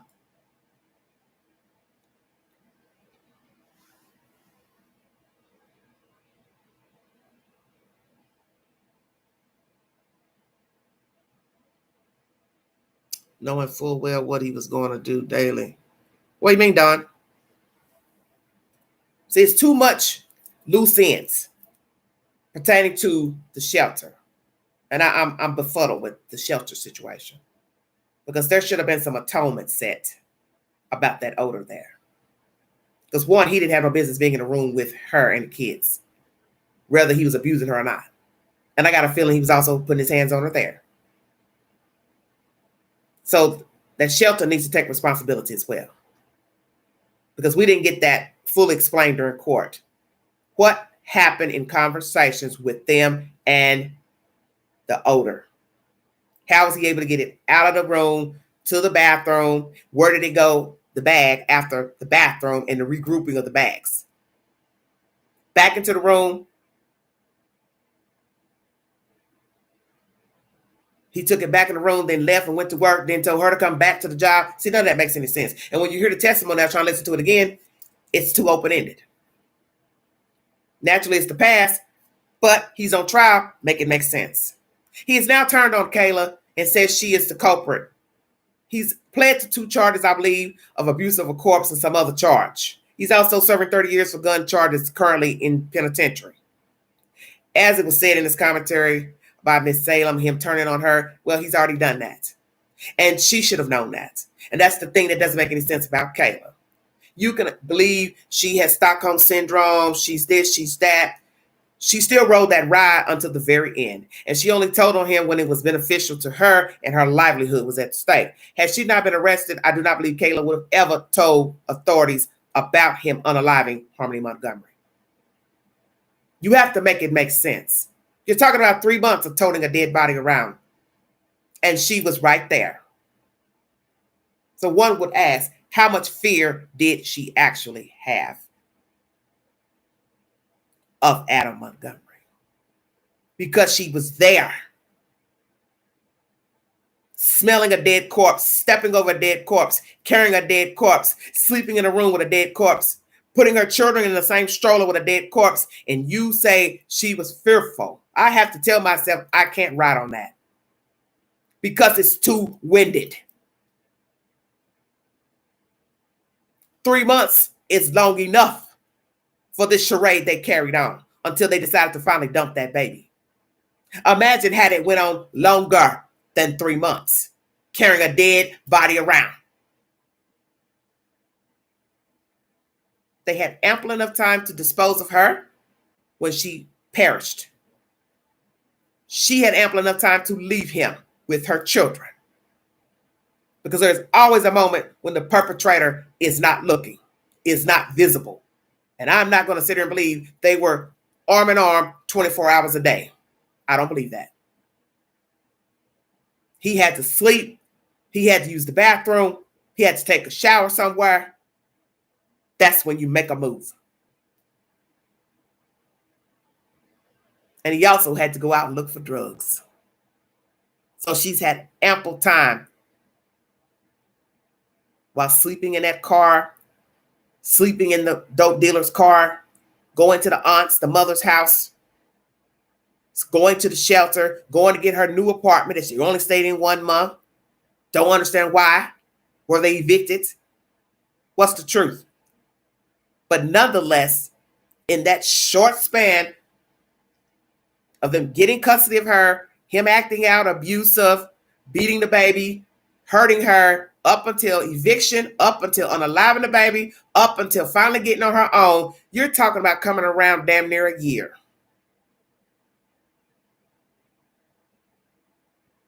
From the moment DHS stepped foot on soil to their house. It's too long. And I got a feeling she would do it again.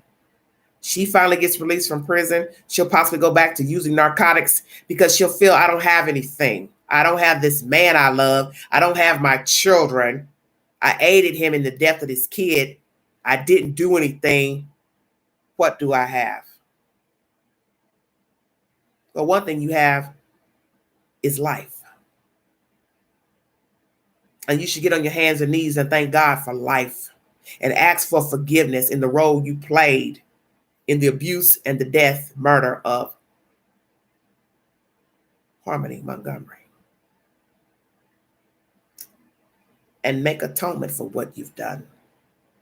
And naturally, there are going to be people here in the U.S. and other places that will not like you, will not want to have anything to do with you. But that's the road you chose. You're just going to have to deal with it. Because frankly, there are people, Kayla, who thinks you should be incarcerated alongside your husband. And that maybe you played a bigger role than what you have admitted to in court. And I don't know all the logistics of what you did and didn't do. If you harmed that poor little girl and went along with the abuse, threw in a lick yourself from time to time, or that fateful day, but you didn't care about yourself. You didn't care about your children. You definitely didn't care about Harmony Montgomery. And you don't care for Adam either, because that ain't love. And what he exhibited to you and those kids was not love. He loves no one because he doesn't even love himself. You've got to stand account for what you did. And naturally, you will never admit to anybody that you abused that child. Because let me tell you something. Abuse is not necessarily you laying hands on someone, cursing them out, spitting on them, pushing them down, verbally abusing them. You were abusive by not doing anything. Let's say you never touched her, never called her out her name, never mocked her. If you showed any type of biasness towards her, favored your children over her, you turned a blind eye while she was getting beat up, abused by the father, you were abusive to her. Checkmate. You see, not saying anything is just like throwing the blow, cussing them out, calling them names. And that's where people get it twisted. Well, he didn't touch her. She didn't touch her. Oh, but you lied in the cut and you watched. Kind of like bullying. You may not be throwing the licks. You may not be throwing the person in the garbage can. But you are right there watching and rooting them on. Rather, you are clapping, spectating, and not doing a damn thing. You're riding the donkey ride. When you go tell somebody else about it, you're aiding to the foolishness because you're still not doing a damn thing. There was a point when you, Kayla, should have bowed out and turned his ass in and got you some freedom with your children and moved on. And right now you'd be free with your kids, but you was too busy trying to chase some ding dong and heroin and crack that's all the fuck that mattered. So Harmony lost and your baby's lost. And by the grace of God, those kids are alive and they are not in your care or his care or family members' care. Amen. Thank you, Jesus. Look at God. You don't deserve a cat, dog, monkey, billy goat, goldfish, parakeet. And he don't either. And he finally showed you the sword that he had been sticking in your back. Are you listening? He finally stuck you in your gut face to face and showed you, I would do you one better. I'm going to tell the world you killed that baby. Now, how you like that? So this is the favor you get for dicking around with a dick. And then what you told that girl? He's a dick. Well, the dick showed you what he's made of now. He took the sword this time and he put it in your face. He turned on you. because that's what he had been doing all along. You just couldn't see it. And the fact that you still want to lay up with him and have sex with him after everything he's done. He's a nasty heathen. Carrying around a dead kid. The fact that he worked where there was food. You all better listen to what I'm saying. He's touching your food and door handles and all that after dealing with a corpse in a bag every day. And then he's come back laying with you, Kayla, and being around your kids. And this is who you love?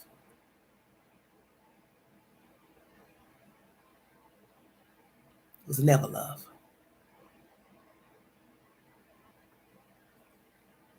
Because Adam Montgomery loves no one. And neither do you. That's my commentary. Thank you for joining me. Please check out my other uploads in the YouTube queue. Uploaded today. Take the polls on my community page. Please check out all content, breaking news. Thank you for following this network. New subscribers, new viewers, old viewers. Thank you. God bless all of you. Have a wonderful weekend. We'll be putting up a movie suggestion tomorrow for the upcoming week. The movie of the week is The Girl That Got Away, playing free in the YouTube queue and also the Roku channel. God bless all of you. I will be bringing you more content pertaining to Adam Montgomery, who is on trial for unaliving his daughter, Harmony Montgomery. He has chosen not to be present in court, which is his constitutional right. Thank you. You all have a wonderful, wonderful weekend. You have been listening to The Vault XL. And thank you for my guest, Miss Revenge. Thank you.